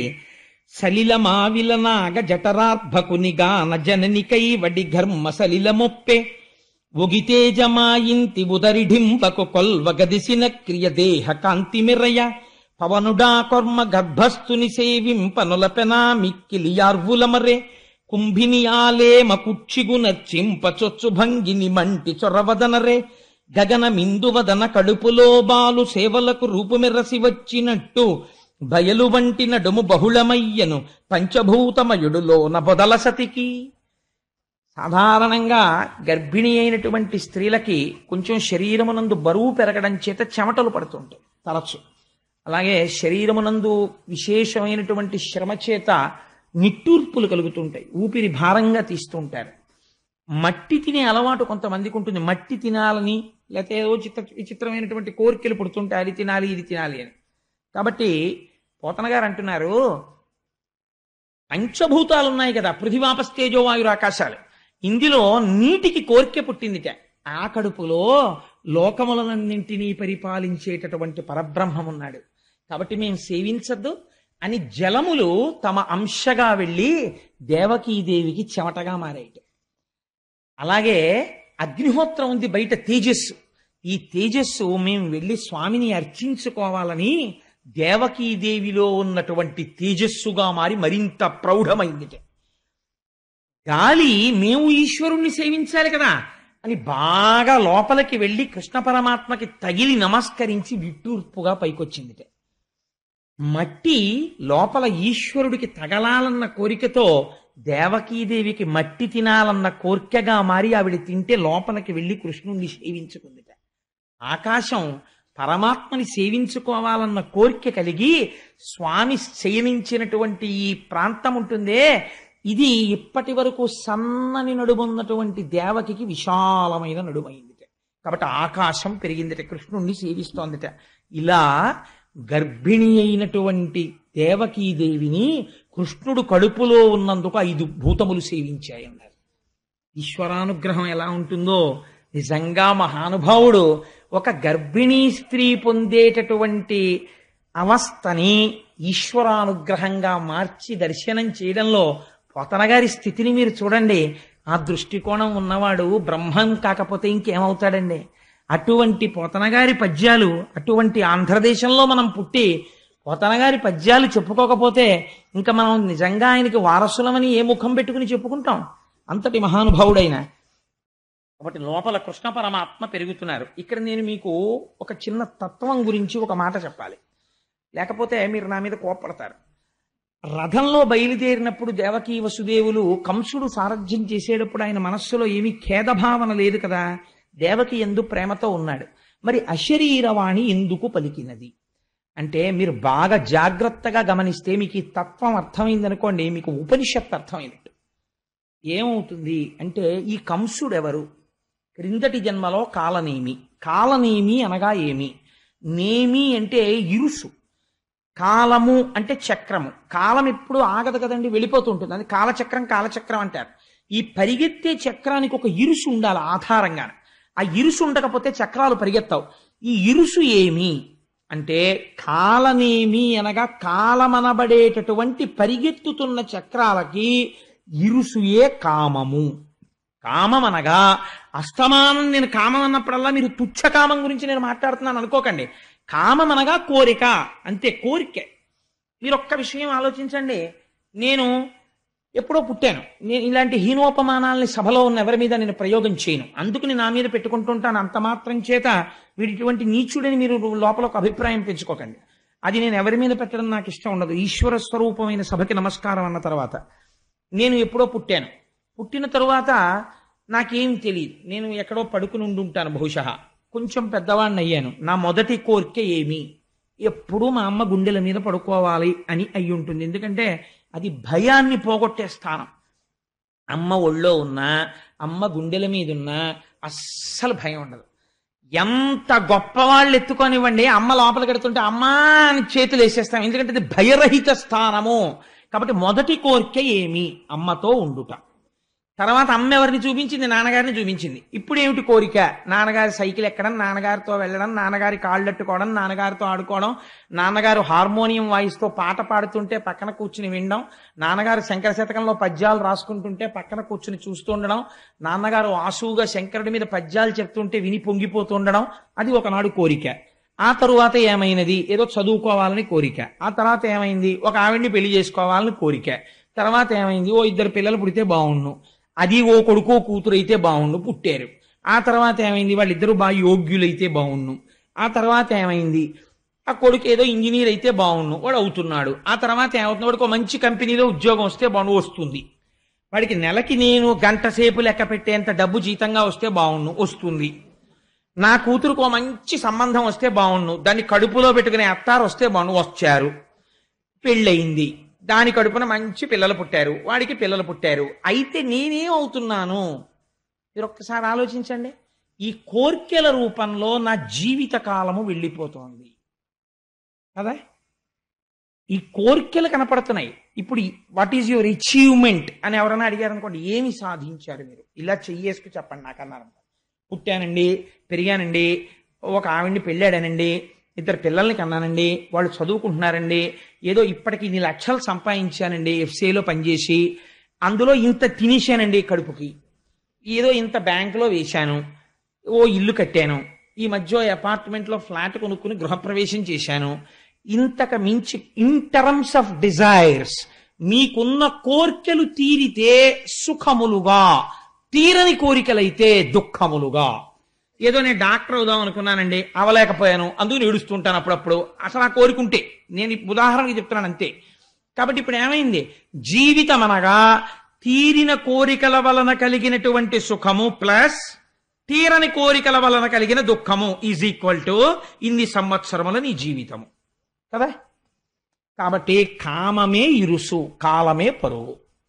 అయిపోయింది, పడిపోయింది శరీరం. ఏం చేశావు అని ఒకడు అడుగుతాడు. తర్వాత వాడికి జవాబుదారి. వాడు అడుగుతాడు, నీకు ఇచ్చా మనుష్య శరీరం, నీకేదో 80 సంవత్సరాలు ఆయుర్దాయం ఇచ్చా, రోజు పూజ గదిలో 8 నిమిషాలు కూర్చునేవాడు, 8 నిమిషాల్లో 7 నిమిషాలు మళ్ళీ ఆఫీసులోనో ఫ్రెండ్స్ దగ్గర తిరిగేవాడివి మనస్సుతో, 1 నిమిషమే నా దగ్గర ఉండేవాడివి. కాబట్టి 80 సంవత్సరాల జీవితంలో నువ్వు ఊళ్ళెళ్ళి అక్కడికెళ్ళి ఇక్కడికెళ్ళి ఎగ్గొట్టేసిన పూజలు తీసేస్తే నువ్వు 80 ఏళ్ల జీవితంలో నిక్కచ్చిగా చేసిన పూజ 40 నిమిషాలు. నీకెందుకు ఇవ్వాలరా మళ్ళీ మనుష్య జన్మ అంటే? ఏం చెప్పని జవాబు. కాబట్టి ఏమైంది అంటే కాలము కోర్కె రూపములో పోయినది. కాబట్టి ఆ నేమి ఇరుసు కామమే కంసుడు. ఇప్పుడు ఎలా వచ్చాడు? కంసుడిగా వచ్చాడు. ఇప్పుడు ఏం చేస్తాడు? అదే అలవాటు ఆయనకి. లోపల ఉన్నవాడెవరు? దేవకీ వసుదేవులు ఉన్నారు ఇక్కడ. ఎవరా దేవకీ వసుదేవులు? వసుహు కూర్చున్నాడు, దేవుడు ఇక్కడే ఉన్నాడు. నీవారస్సూకవత్తన్వి పీతాభాస్వత్యనూపమా. ఇవాళ మా ఆఫీసులో మా స్నేహితుడు అన్నాడు, ఏమిటా బాబు ఏం చెప్పినా మళ్ళీ ఆఖరణ ఒకసారి ఇలా ఇక్కడే ఉందంటావు, నీతో ఇదో గొడవ అన్నాడు. అలాగా ఇక్కడే వసుదేవుడు కూర్చుని ఉన్నాడు. కూర్చుంటే ఆయన భార్య దేవకి. దేవకి అంటే దివు, దివు అంటే ప్రకాశము. ఆ ప్రకాశము కాంతి కొడుతోంది అన్ని ఇంద్రియాలకి. జ్ఞానము అది తెలుసుకుంటోంది. ఇక్కడే ఉన్న ఆత్మ తెలుసుకోవడము ప్రకాశించడమే దేవకీ వసుదేవులు ఉన్నది. ఇది ఇది ఉంటే నడుపుతున్నవాణ్ణి నేనని వాడు నడుపుతున్నాడు. కోరిక నడుపుతోంది కంసుడు. మనస్సు కామముగా కోరికగా రథాన్ని తిప్పుతోంది. ఈ రథాన్ని, ఈ రథంలో ఉండి ఇది తెలుసుకోవట్లేదు. ఈ రథం కోరికల కోసం తిరుగుతోంది. తిరుగుతుంటే అశరీరవాణి చెప్పింది. ఎవరి అశరీరవాణి? వేదం చెప్పింది. ఏమని చెప్పింది వేదం? నువ్వు అష్టాంగ యోగంలో 8వ మెట్టుకు చేరిన సమాధి స్థితి యందు నీ స్వస్వరూపము నీకు భాషిస్తుంది. ఇక్కడ ఉన్న ఆత్మ నీకు దర్శనమవుతుంది. అప్పుడు నీ రూపం అది, నువ్వు ఆత్మ. ఇప్పుడు నీకు ఈ ఆత్మ తెలియగానే లంపటం అంతా ఎగిరిపోతుంది. ఈ కంసుడు ఉండడు. అందుకని 8వ గర్భానికి కంసుడు చచ్చిపోతాడని చెప్పింది. వాడు ఉలిక్కి పడ్డాడు. ఈశ్వరుడు మరుగవాలి, తాను ఉండాలనుకుంటాడు. భగవంతుడి వైపుకి నడవనివ్వదు కోరిక. కాబట్టి ఏం చేస్తాడు? శివరాత్రి నాడు ఉదయం 8 అయ్యేటప్పటికి ఇక్కడ చక్కగా గోపూజ చేసుకుని, లోపల మనం అందరం అభిషేకం చేసుకుని, కుంకుమార్చన చేసుకుని, 12 గంటలకి ఇక్కడే పలహారం చేసి ఇంటికి వెళ్ళిపోయి మళ్ళీ సాయంకాలం 6ంటికి వచ్చి 12 వరకు పూజ చేసుకుందామండి అన్నాం అనుకోండి. అబ్బాయి ఎందుకంటే బాబు ఏదో శివరాత్రి ఆదివారం నాడు కలిసి వచ్చింది, ఇంట్లో శివశివ అనుకుంటే చాలదు ఏంటండి అంటాడు. మిగిలిన టైం ఏం చేస్తావు? టీవీ చూడాలి. అందుకు ఇదంతా 3 మాటలు శివశివ దేనికోసం అంటే మిగిలింది టీవీ చూడడం కోసం. కాబట్టి ఏమైంది? కంసుడు నడుపుతుంటాడు. దేవకీ వసుదేవుల్ని గుప్తం చేస్తాడు. వాళ్ళు ఉండడం ఇష్టం ఉండదు, చంపేస్తానంటుంటాడు. ఈ రహస్యం తెలియకూడదు. తెలియనివ్వకో, చంపేస్తాను 8వ గర్భం. నువ్వు అష్టాంగ సిద్ధి సమాధి స్థితి వైపుకి నడవడానికి వీల్లేదు, భగ్నం చేస్తాడు ధ్యానాన్ని. అందుకని చంపుతానంటుంటాడు. ఇదే అశరీరావాణి పలకడం, కంసుని రథాన్ని నడపడం అంటే. కాబట్టి ఇప్పుడు ఏమైంది? అయితే అటువైపుకి వెళ్ళేవాడు వెళ్లకుండా మాంతాడా? ఎన్ని చట్టాలు బిగించినా వెళ్ళిపోతాడు. కాబట్టి ఏమైంది? దేవకీదేవిని కారాగారమునందు ఉంచాడు. ఇప్పుడు బాహ్యంలోనికి రండి. కృష్ణ పరమాత్మ లోపల పెరుగుతున్నారు. దేవకీదేవి ఖైదులో ఉంది. ఈ ఖైదులో ఉన్నటువంటి దేవకీదేవి గర్భంలో కృష్ణుడు ఉన్నాడు. ఇప్పుడు ఈ గర్భంలోకి ఎవరొచ్చి నిలబడ్డారో తెలుసా అండి? 33 కోట్ల మంది దేవతలు చతుర్ముఖ బ్రహ్మగారితో వచ్చారు. వచ్చి దేవకీదేవి కడుపులోకి వెళ్ళి నించున్నారు. ఇది గర్భశుద్ధి అంటే. ఏమి గర్భమా గర్భం, ఏమి అదృష్టమా తల్లిది. ఈ అదృష్టం ఎందుకు పొందిందో ఎదరవిందురు గాని. కాబట్టి ఇప్పుడు ఏం చేశారు? వాళ్ళందరూ స్తోత్రం చేస్తున్నారు. ఈశ్వర నీవు సత్యము, మొదటి మాట చెప్పారు. సత్యం అంటే మారనిది, ఎప్పుడూ ఉండునది. మరి వాళ్ళు కడుపులోకి ఎందుకు వెళ్ళావు? ఇది నీ లీల. నువ్వు కోరుకుంటే అలా కనపడుతుంటావు, ఓ తల్లి కడుపున పుట్టినట్టుంటావు. కానీ యథార్థమునకు మార్పు లేని వాడివి, మార్పు ఉన్నవాడిగా కనపడుతున్నావు. మాకో మార్పులున్నాయి చేసిన కర్మ వల్ల. నీవు మార్పు లేని వాడివి, సత్యమైన వాడివి. మేము నిత్యులము కావాలంటే ఎప్పుడూ ఉండని వాళ్ళమని మాకు భయం. అమ్మో ఉంటామా ఊడిపోతామా, ఉంటామా ఊడిపోతామా అంటుంటాడు అస్తమానమును. అందుకని ఏమిటి భయం? ఉండమని కాదు. ఈ ఆత్మ నేను ఎక్కడికి వెళ్తాను, ఎప్పుడూ ఉంటాను. అనే స్థితి రావాలంటే, స్వస్వరూపము భాషించాలంటే నీ అనుగ్రహం ఉండాలి. అలా రాకుండా నువ్వేం చేశావో తెలుసా? ఓ పెద్ద చెట్టు పాతావు. ఆ చెట్టు ఏమిటో తెలుసా? సంసార వృక్షము. ఈ సంసార వృక్షమునకు నీవే ఆలంబనము. నీవు ఉండబట్టి ఈ సంసార వృక్షం ఉంది, నువ్వు లేకపోతే వృక్షం ఎక్కడుంది? దీనికి 2 ఫలములు, సుఖము దుఃఖము. దీనికి 3 రసములు, సత్వ రజస్తమో గుణములు. 4 వేర్లు, ధర్మార్థ కామ మోక్షములు. దీనికి 5 రకములైనటువంటి విధానములు, శబ్ద స్పర్శ రస రూప గంధములు. దీనికి 6 ఊడలు. ఆ 6 ఊడలే కామ క్రోధ లోభ మద మోహ మాత్సర్యములు. 7 రకములైన పొరలు, చర్మము, రక్తము, మాంసము, కొవ్వు, అస్థి, శుక్ల, మేధ. దీనికి 8 కొమ్మలు ఈ చెట్టుకి. ఇవే 2 చేతులు, 2 కాళ్ళు, 4, 5 నోరు, 6 కంఠము, 7 హృదయము, 8 ఉదరము. ఈ 8 కలిపి 8 కొమ్మలు. ఈ చెట్టుకి 9 తొర్రలు, 2 కళ్ళు, 2 ముక్కులు, 2 చెవులు, 6 నోరు, 7 మలద్వారం, 8 మూత్రద్వారము, 9 తొర్రలున్న చెట్టు. నీ ఆజ్ఞ అయ్యే వరకు ఇందులో 10 వాయువులు, ప్రాణ అపాన వ్యాన ఉదాన సమాన నాగ కూర్మ కృకర ధనంజయ దేవదత్తములు. ఈశ్వర, ఇది నువ్వు సృష్టించిన చెట్టు. దీని యందు లంపటమునందు పడున్నారు ప్రపంచంలో ఉన్న మనుష్యులందరూ. దీని మీద 2 పిట్టలున్నాయి. ఒక పిట్ట ఎప్పుడూ ఏమీ తినకుండా సంతోషంగా ఉంటుంది, ఓ పిట్ట ఎప్పుడూ తిని ఏడుస్తుంటుంది. ఏమిటా పిట్ట అంటే, ఒకటి ఆత్మ. ఆత్మయే జీవుడన్నవాడే ఆత్మ. కానీ అందులోంచి ప్రతిబింబంలా బయటికి వచ్చి నేను జీవుడనని తిని ఏడుస్తూ ఉంటాడు, తినక సంతోషంగా ఉంటాడు పరమాత్మ. ఆయన ఎప్పుడూ ఆనందమే. ఆ పరమాత్మ సాక్షిగా ఉంటాడు, తెలుసుకుంటూ ఉంటాడు. ఇది అసలు స్వరూపం. నీవు అనేక శరీరములను తీసుకున్నావు. ఏ శరీరము తీసుకుని నువ్వొచ్చినది మాత్రము లోకమును రక్షించడానికే వచ్చావు. అటువంటి మహానుభావుడివి నువ్వు అని వాళ్ళు అన్నారు. ఒక చిత్రమైనటువంటి మాట అన్నారు. మహానుభావా, అయితే ఈ విషయాన్ని అందరూ తెలుసుకోలేరు. ఒక ఈశ్వరుడే లోక కళ్యాణం చెయ్యడానికి ఒకసారి తెల్లగా, ఒకసారి ఎర్రగా, ఒకసారి నల్లగా, ఒకసారి పావులు మెళ్ళో వేసుకొని, ఓసారి 4 ముఖాలతో, ఒకసారి శేషతల్పం మీద పడుకొని ఉంటాడని జ్ఞాపకం ఉండదు. ఎందుకు ఉండదో తెలుసా అంటే, మాయచేత ఎరుకమాలిన వారలు బహువిధంబుల నిన్ను పేరుకొండ్రు, ఎరుక కలిగిన వారు ఏకచిత్తంబున వివిధ మూర్తులుయును నీవేయండ్రు. మాయ కమ్మేసిన వాడికి భగవంతుడు ఏదో ఒక రూపంలోనే ఉన్నాడంటాడు, మిగిలినవి భగవంతుని యొక్క రూపాలు కావంటాడు. అంటే వాడు మాయ చేత కట్టబడ్డాడు. మాయ నీ అనుగ్రహంతో వదిలినవాడు ఆ ఈశ్వరుడే ఇన్ని రూపాలతో ఉన్నాడు అనగలుగుతాడు. కాబట్టి ఈశ్వర, నువ్వు ఆ జ్ఞానం ఇవ్వాలి. ఆశ్చర్యం ఏమిటో తెలుసా? నువ్వు నోరిచ్చి నీ నామము చెబితే గట్టెక్కిస్తానంటే, నీ నామం చెప్పడం కూడా కొందరికి బరువే. ఆ నామం కూడా చెప్పక అధోగతి పాలైపోతుంటారు. సరికదా, నీ నామాన్ని విమర్శిస్తారు, నీ కథల్ని విమర్శిస్తారు. నువ్వు ఇచ్చిన నోటితో ఎంత ఆశ్చర్యమో చూడు.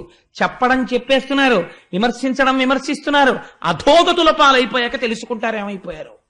ఇది దుర్వినియోగం చేస్తున్నారు.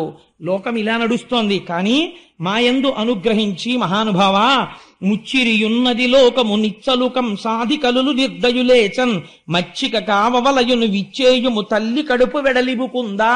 కంసాదులు రాజ్యం చేస్తూ భక్తులైనటువంటి వాళ్ళని నిగ్రహిస్తున్నారు. కాబట్టి స్వామి, నువ్వు అమ్మ గర్భంలోంచి బయటికి రావలసింది ముకుందా అని ప్రార్థన చేశారు. ప్రార్థన చేసిన తరువాత ఇక్కడ కంసుడి పరిస్థితి మహాదారుణంగా ఉంది. ఇందుచేత అష్టమ గర్భం వచ్చేసింది, నెలలు పెరుగుతున్నాయి. ఆవిడికి 9వ నెల వచ్చేసింది. స్పష్టంగా తేజస్సు కనపడుతోంది. ఆ అష్టమ గర్భంలో పుట్టేవాడు తన్ను చంపేస్తాడని భయం. అందుచేత తిరుగుచు, కుడుచుచు, త్రాగుచు, ఆఖరికి ఏం చేస్తున్నా సరే అరుగుచు కూర్చుండి లేచునవరత అనవరతంబొన్ హరితలచి తలచి జగమా హరిమయముగ చూచ కంసుడారనియలుకన్. ఎంత చిత్రమో చూడండి. కంసుడికి కూడా జ్ఞానము చేత లోకమంతా ఒక ఈశ్వరుడు కనపడ్డట్టే కంసుడికి కూడా కనపడుతోంది. అందుకే అన్నాడు నారదుడు ధర్మరాజు గారితో, వైరంతో కూడా పొందుతున్నారు ఈశ్వరుణ్ణి అన్నాడు. తిరుగుచు కుడుచుచు వ్రాలుచు అరుగుచు కూర్చుండి లేచు అనవరతంబున్ హరితలచి తలచి జగమా హరిమయముగ చూచ కంసుడు ఆరనియలుకన్. తిరుగుతూ ఉంటాడు. అమ్మో ఇంకొచ్చేస్తాడేమో, ఏ క్షణంలో ప్రసవం అయిపోతుందో, పుట్టి ఏమో ఏం చేస్తాడో, ఏ రూపంలో వస్తాడో, ఎలా చంపుతాడో. తాగుతుంటాడు, గ్లాస్ అప్పుడైతే భయం, వచ్చేసాడేమో ఏ రూపంలోనో. ఎక్కడో ఎవరో స్వామి అంటారు, అమ్మో వచ్చేసాడేమో అని భయం. ఉలిక్కి పడుతుంటాడు, వాసన చూస్తుంటాడు, ఏమో వాసనారూపంగా ఎందుకు రాకూడదు.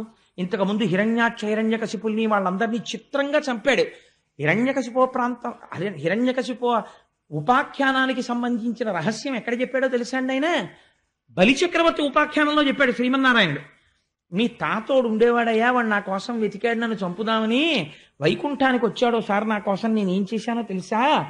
వాడి ముక్కు రంధ్రాల్లోంచి వెళ్ళి వాడి గుండెల్లో కూర్చున్నాను, వాడు బయటంతా వెతికాడు, వాళ్ళలోనే ఉన్నానని తెలుసుకోలేకపోయాడు, వెర్రాడు, ఆఖరికి ఇందులోంచి వచ్చి స్తంభంలోంచి బయటకు వచ్చి వాడిని చంపేశానన్నాడు. అందుకని నీ వాళ్ళేం తక్కువ వాళ్ళు కారులే అన్నాడు బలిచక్రవర్తితో. కాబట్టి ఎక్కడుంటాడు? ఇక్కడే ఉంటాడు ఈశ్వరుడు. అంతర్ముఖ సమారాధ్య బహిర్ముఖ సుదుర్లభ. బయట వెతికితే దొరకదు, లోపలికెడితే దొరుకుతుంది. లోపలికి వెళ్ళడం మనకి తెలియదు, బయట తిరగడం తప్ప. కాబట్టి ఆయన ఏం చేస్తున్నాడు అంటే, ఏది చేస్తున్నా అమ్మో వచ్చేస్తాడు చంపేస్తాడు, ఇదే బెంగ. కాబట్టి ఇప్పుడు ఏమవుతోంది, ఎవరిని చూసినా శ్రీహరే కనబడుతున్నాడు. తలచి జగమా హరిమయము గచూచ కంసుడారనీయలుకన్. నిజంగా కృష్ణావతారం ఆవిర్భవించేటటువంటి సమయం ఆసన్నం అవుతోంది. మీకు ఒక గొప్ప రహస్యం చెప్పేస్తున్నాను ఇవాళ. ఏమిటో తెలుసా అండి? శ్రావణ మాసంలో అర్ధరాత్రి 12 గంటలకి ఆకాశం మబ్బులు పట్టి వర్షం పడుతుంటే శ్రీకృష్ణ భగవానుని యొక్క ఆవిర్భావం. మళ్ళీ అక్కడి నుంచి 6 నెలలు లెక్కెట్టండి. భాద్రపదము, ఆశ్వీజము, కార్తీకము, మార్గశీర్షము, పుష్యము, మాఘము. మాఘమాసంలో మళ్ళీ మహాశివరాత్రి నాడు అర్ధరాత్రి 12 గంటలకి లింగోద్భవం. ఏమిటి చిత్రం? 6 నెలలు కరచరణాదులున్నవాడి పూజ చేస్తే ఆకారము ఉన్నదా ఆకారము లేదా అన్న లింగస్వరూపము జ్యోతిర్లింగమై భాషిస్తుంది. అలా ఎలా వస్తుందో రేపు మహాశివరాత్రి నాటి సాయంకాలం ఉపన్యాసంలో చెప్తా. మహాశివరాత్రి నాడు లింగోద్భవం అంటే ఏమిటో అర్ధరాత్రి 12 గంటలకి ఖచ్చితంగా 6 నెలలకి లింగోద్భవం. ఎక్కడ శివకేశవ భేదాలు ఉన్నాయండి? ఎంత ఆశ్చర్యంగా ఉంటుంది మనుష్యుణ్ణి ఉద్ధరించడానికి ఈశ్వరుడి యొక్క తత్వం. కాబట్టి ఇప్పుడు ఆకాశం అంతా మబ్బులు పట్టుంది. ఈయన ఏ నిమిషానికి ఆ నిమిషమే భయం. ఒక రోజు అనుకున్నట్ట, ఇంకా సుఖం లేదు, చంపేస్తాను, అసలు గొడవ వదిలిపోతుంది, నేను ఈ టెన్షన్ పడలేకపోతున్నాను, వీడు ఎప్పుడు పుట్టేస్తాడో, చంపేస్తాను దేవకీదేవిని అనుకున్నాడు. వెళ్ళాడు. లోపల ఉన్నవాడు ఎవరండి? మహామాయా మానుష రూపుడు. ఆ చెల్లెల్ని చూస్తే జాలేసింది. ఇంత పరాక్రమవంతుడు, ఆడపిల్లని చంపనా, గర్భిణిని, ఇంకెందుకు, ఎలాగో పుడతాడు కదా, పుట్టిన తర్వాత చంపేస్తాను అని వెనక్కి వచ్చేసాడు. వెనక్కి వచ్చాడు కానీ నిద్ర పట్టట్లేదు. ఆ రోజే నిద్ర పట్టింది వాడి కర్మ. గాఢ నిద్రలో ఉన్నాడు. భటుల్ని పెట్టాడు, తలుపులు దగ్గరకేశాడు, వాటికి ఇనప గొలుసులేశాడు, వాటిలో మేకులు దింపాడు, తాళాలు వేశాడు, చెవులు బొడ్డులో పెట్టుకున్నాడు. బిడ్డడు ఏడ్చిన తర్వాత ఒక హుకుం జారీ చేశాడు. వేసిన తాళాలకి సీల్స్ వేస్తుంటాం ఇప్పుడు, అలా రాజముద్రలు సరిగ్గా ఉన్నాయో లేచొచ్చి చెప్పమని చెప్పాడు తాళాలకి. ఇంకా దారుణం ఏమిటో తెలుసా అండి? వసుదేవుడు ఏమైనా చేస్తాడేమో అని అనుమానంతో వసుదేవుడి కాళ్ళకి చేతులకి ఇనప సంకెళ్ళేశాడు, వేసి కూర్చోబెట్టాడు ఆ కారాగారంలో. ఎంత దారుణం అంటే, ఆనాడు దేవకీ ప్రసవ సమయమునందు సహాయం చేసిన వారు లేరు, అంత బాధపడింది ఆ తల్లి.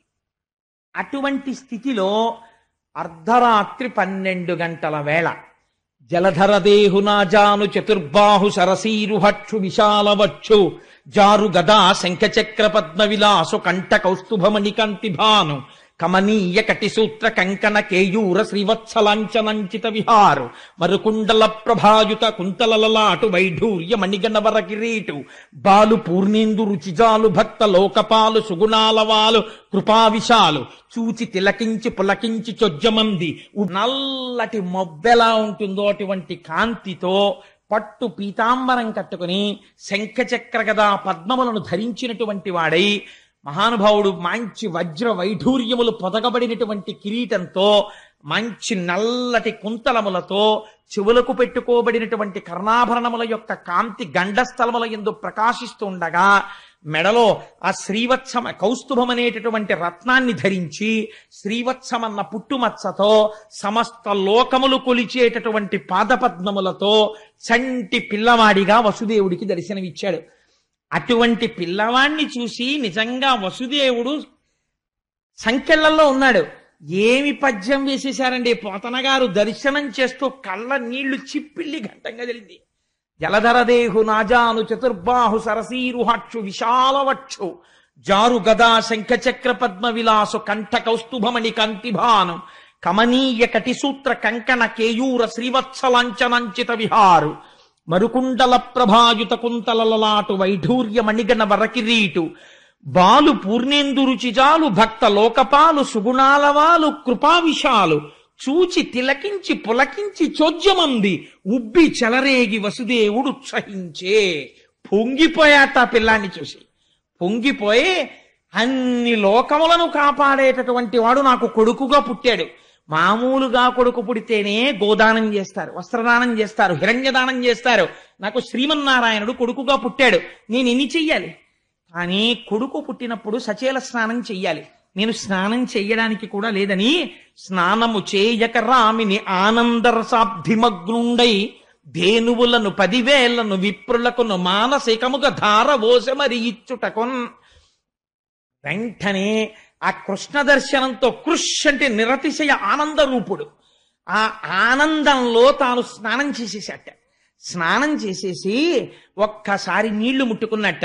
మానసికంగా 10,000 మంది బ్రాహ్మణులకు 10,000 గోవుల్ని దానం చేశాట. నేను కారాగారం నుంచి బయటికి వచ్చిన తరువాత నా మొక్కు తీర్చుకుంటాను అనుకున్నట్ట. అని స్వామిని చూసి ఒక చిత్రమైనటువంటి మాట ఒకటి అంటాడు. ఆ పిల్లవాణ్ణి చూసన్నాడు, ఏ నిన్ను అఖిల దర్శను జ్ఞానానంద స్వరూపు సంతు నపరాధీను ని మాయా దూరుని శూనినిగా కంటి ఇట్టి చొజ్జము కలదే.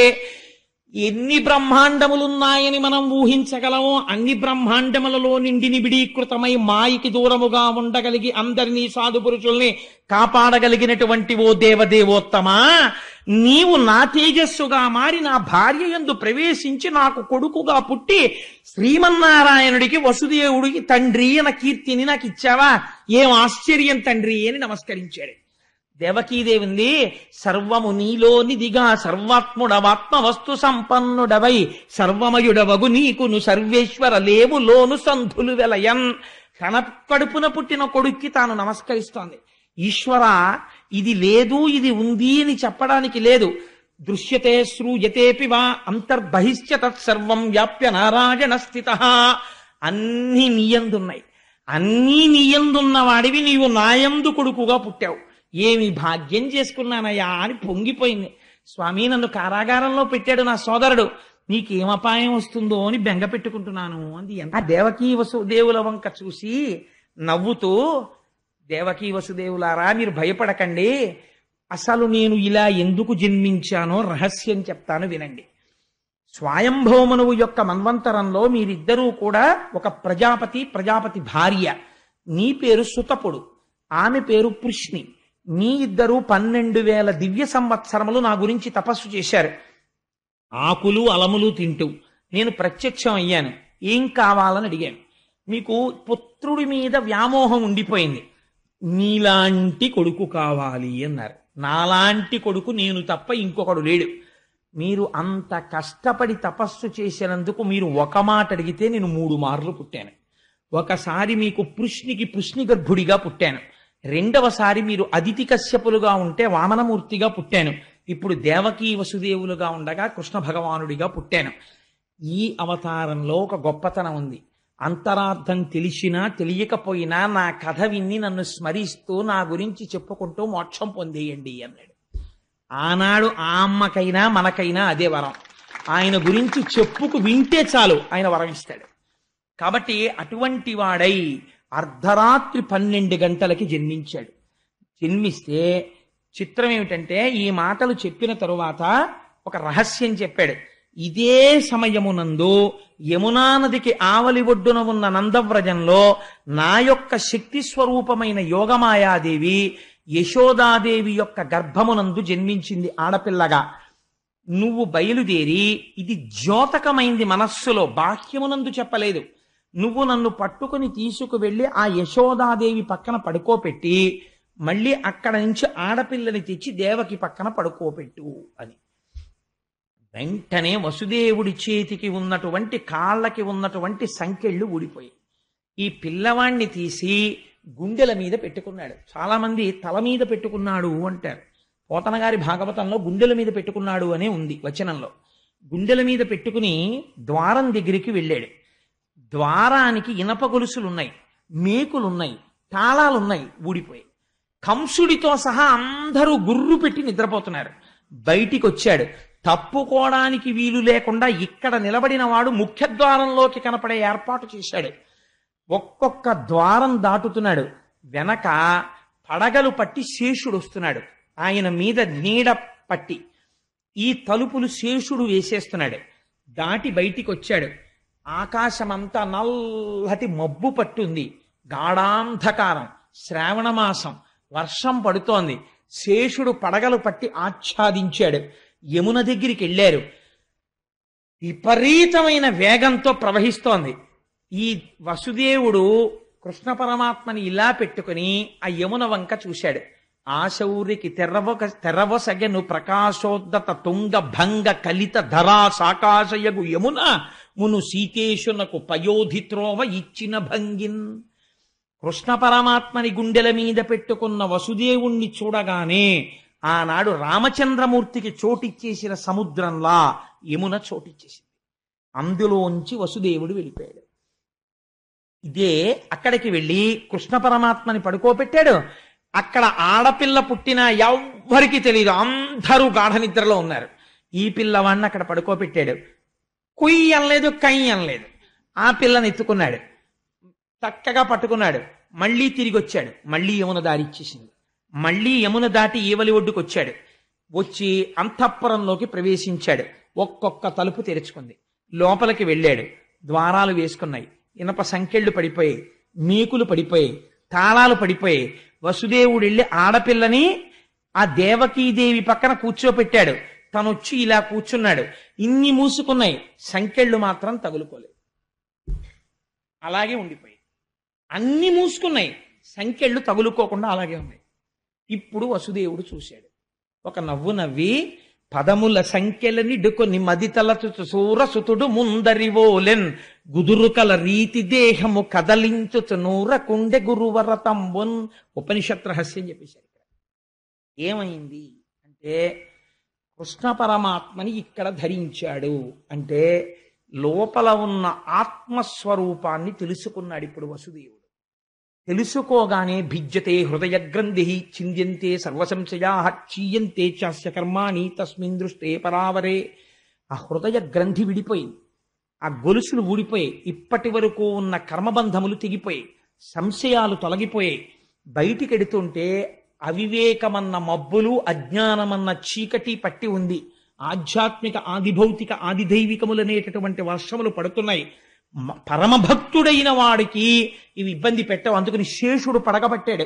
జ్ఞానము కలగడానికి ముందు విశేషమైన భక్తి కలుగుతుంది. రమణ మహర్షికి ఆత్మతత్వం తెలియడానికి ముందు పెరియ పురాణం చదివి అపారమైన భక్తి అరుణాచలం మీద కలిగినట్టు. ఇప్పుడు బయలుదేరాడు. యమున దారిచ్చింది. యమున దారివ్వడం అంటే ఏమిటో తెలుసా అండి? సూర్యుడికి ఒక కొడుకు, ఒక కూతురు. కొడుకు యముడు, కూతురు యమున. ఇద్దరూ ఆగరు. యమున కాలస్వరూపం, ప్రవహించి వెళ్ళిపోతుంది, వెనక్కి రాదు.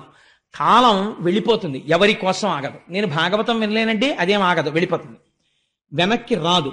వెళ్ళిపోతున్న కాలంలో ఎవడెప్పుడు పడిపోవాలో యముడికి తెలుసు, ఆయన తీసేస్తాడు. ఆయన ఆగడు, కాలస్వరూపంలో సూర్యుడు వెళ్ళిపోతుంటాడు. అందుకే సూర్య కుటుంబం అంతా అలాగే ఉంటుంది.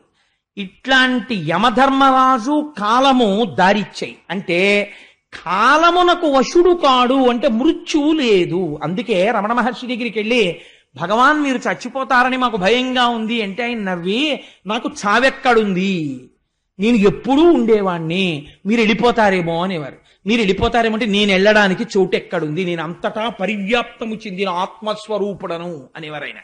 ఈ ఆత్మస్థితి పొందిన వాడికి శరీరము పడిపోవడం గురించి బెంగ ఉండదు. ఇది పంచభూతాలు వెళ్ళిపోతాయి, ఆత్మ ఇలాగే ఉంటుంది నమ్మారు.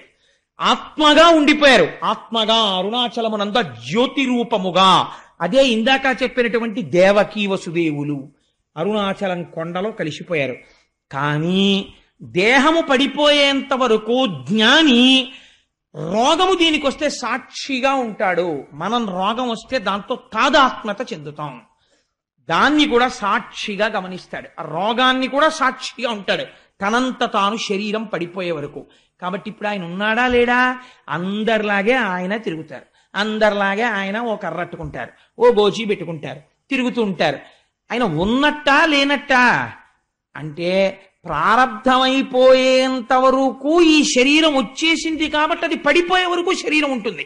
కాబట్టి తగిలించుకున్న బంధనాలివి ఆ ఉండడం, అంతేకాని తగులుకున్న బంధనాలు కావు. తగులుకున్న బంధనాలు మనకి రాదు విడిపించుకోవడం. తగిలించుకున్న బంధనాలు జ్ఞానివి. అందుకని ఆయన తగిలించుకుని పూర్వం ఎలా ఉన్నాడో అలాగే ఉన్నట్టున్నాడు, ఎవ్వరికీ తెలియదు. అతను ఒకసారి గుండెల మీద పెట్టుకుని యమునని దాటి వెనక్కొచ్చాడు. అందుకే ఆడపిల్ల నొదలమని వసుదేవుడు ఏడవడు, దేవకి ఏడుస్తుంది. కాబట్టి ఇంకా మోహం ఎవరిని పట్టింది అంటే విష్ణుమాయ దేవకి యందు ఉన్నది. తల్లి కాబట్టి ఉండాలి, లేకపోతే కంసుడికి అనుమానం వస్తుంది. ఇప్పుడు ఏమైంది? ఈ ఆడపిల్ల ఏడ్చింది.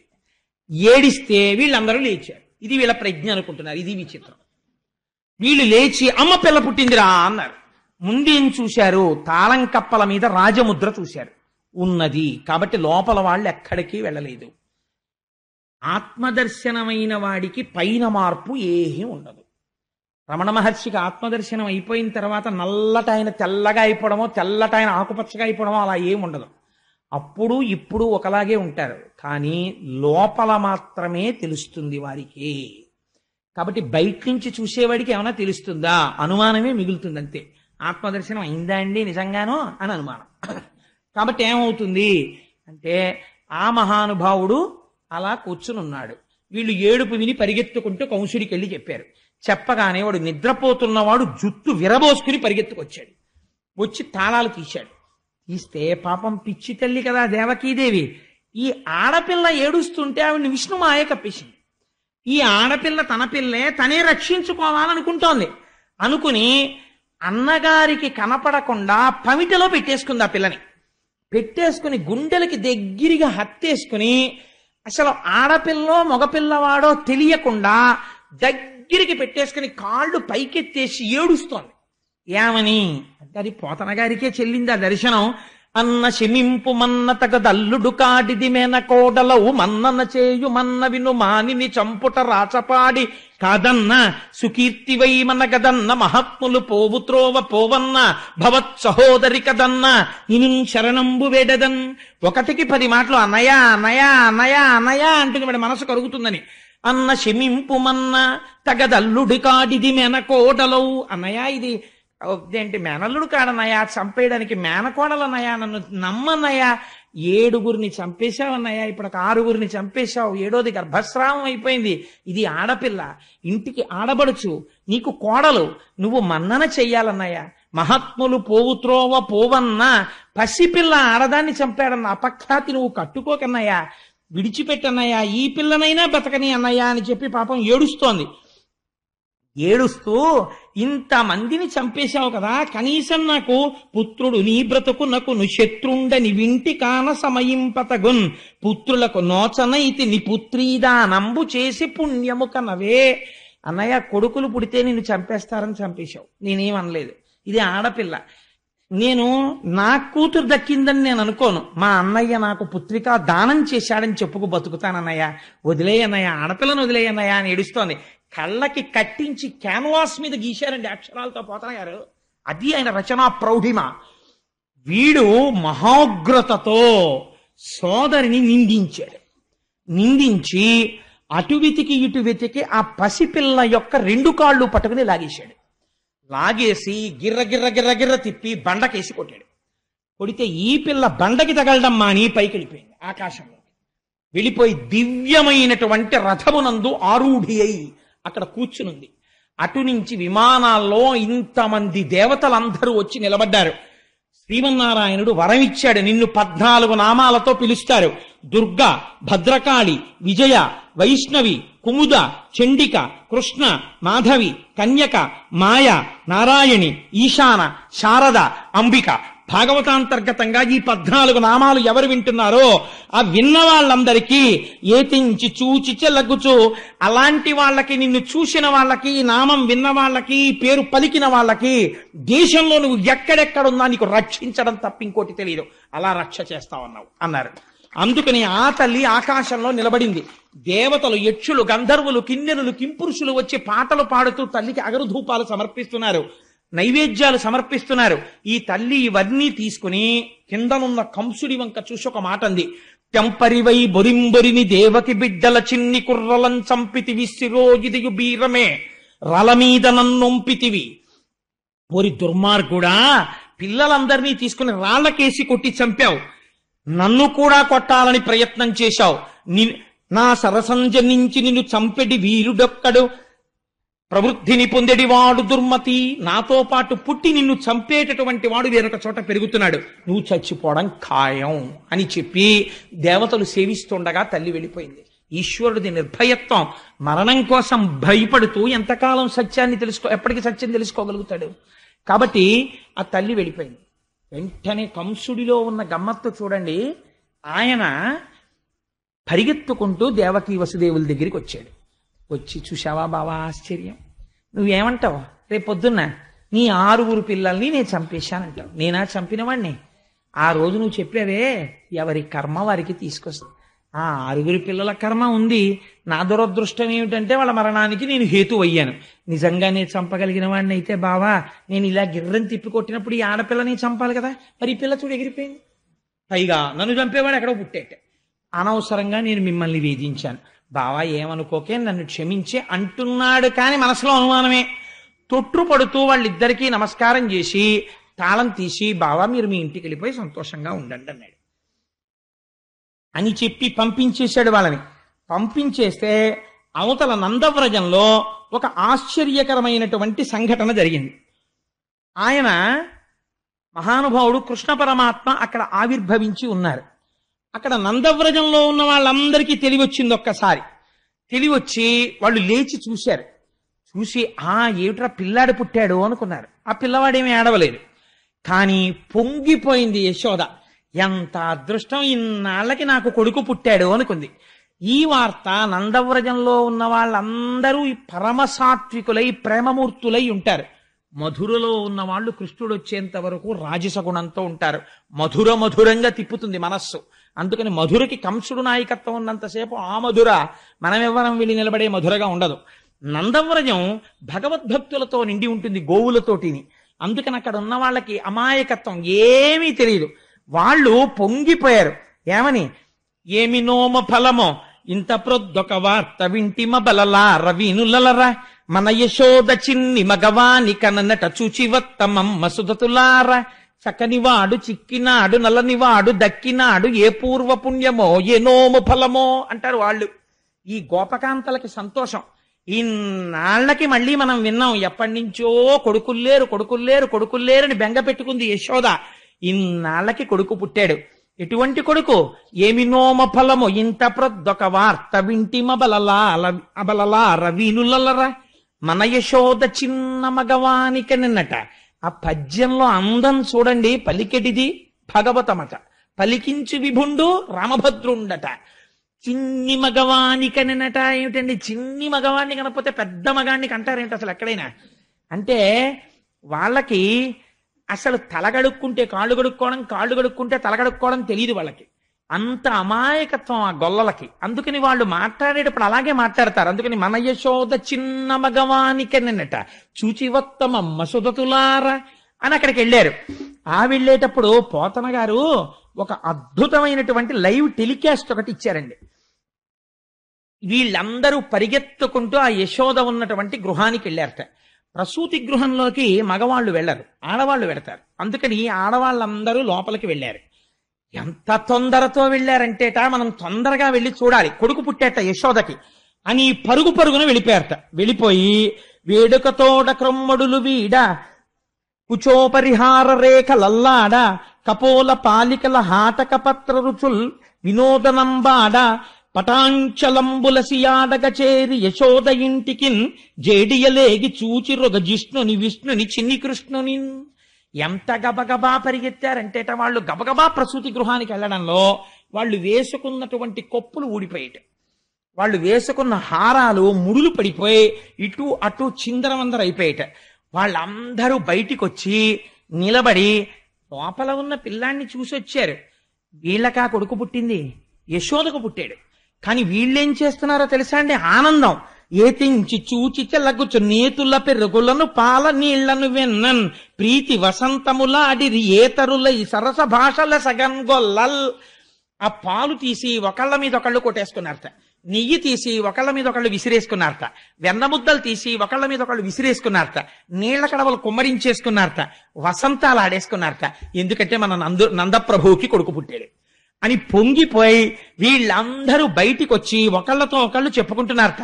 భయ్యంత బాగున్నాడే పిల్లాడు, యశోద పక్కన పడుకున్నప్పుడు చూశాను నేను, బుజ్జి బుజ్జి పాదాలు, ఇంతంత పాదాలు, నల్ల మేఘం ఎలా ఉంటుందో అలాంటి రూపంతో ఉన్నాడు, అరికాళ్ళు ఎర్రగా ఉన్నాయి, పువ్వులు పొట్లం కట్టినట్టుగా ఉన్నాయి, ఇంటి వేళ్ళు చిన్ని చిన్ని వేళ్ళు, ఆ చిన్ని వేళ్ళు ఇలా ముట్టుకుంటూ ఉంటే ఆ బొట్టన వేళ్ళు, దాని మీద మళ్ళీ ఇంత తెల్ల తెల్లటి గోళ్ళు, పక్కన ఇంత చిన్న పిక్క, ఓ ఇంత కాలు, ఆ కాలు ముట్టుకుంటే మెత్తగా ముసలి వాళ్ళ మోకాళ్ళలాగా ముడతలు పడి మోకాళ్ళు, ఇంతంత తొడలు, వాటి మీద ఇలా మూడేమో గీతలు, ఆ తొడ ఇలా అంటే మెత్తటి తొడ, సన్నటి నడుము, బుజ్జి బొజ్జ, మనం పెట్టుకున్న వెన్న ముద్దలా ఇలా ముట్టుకుంటుంటే ఎంత మెత్తగా ఉంది ఆ బొజ్జ. యశోద పాలు తాగి బుజ్జి ఇంటి చిన్ని నాభి, ఆ నాభిలోంచి అమ్మ కడుపులో ఉండగా అన్నమంతా తిన్నాడు.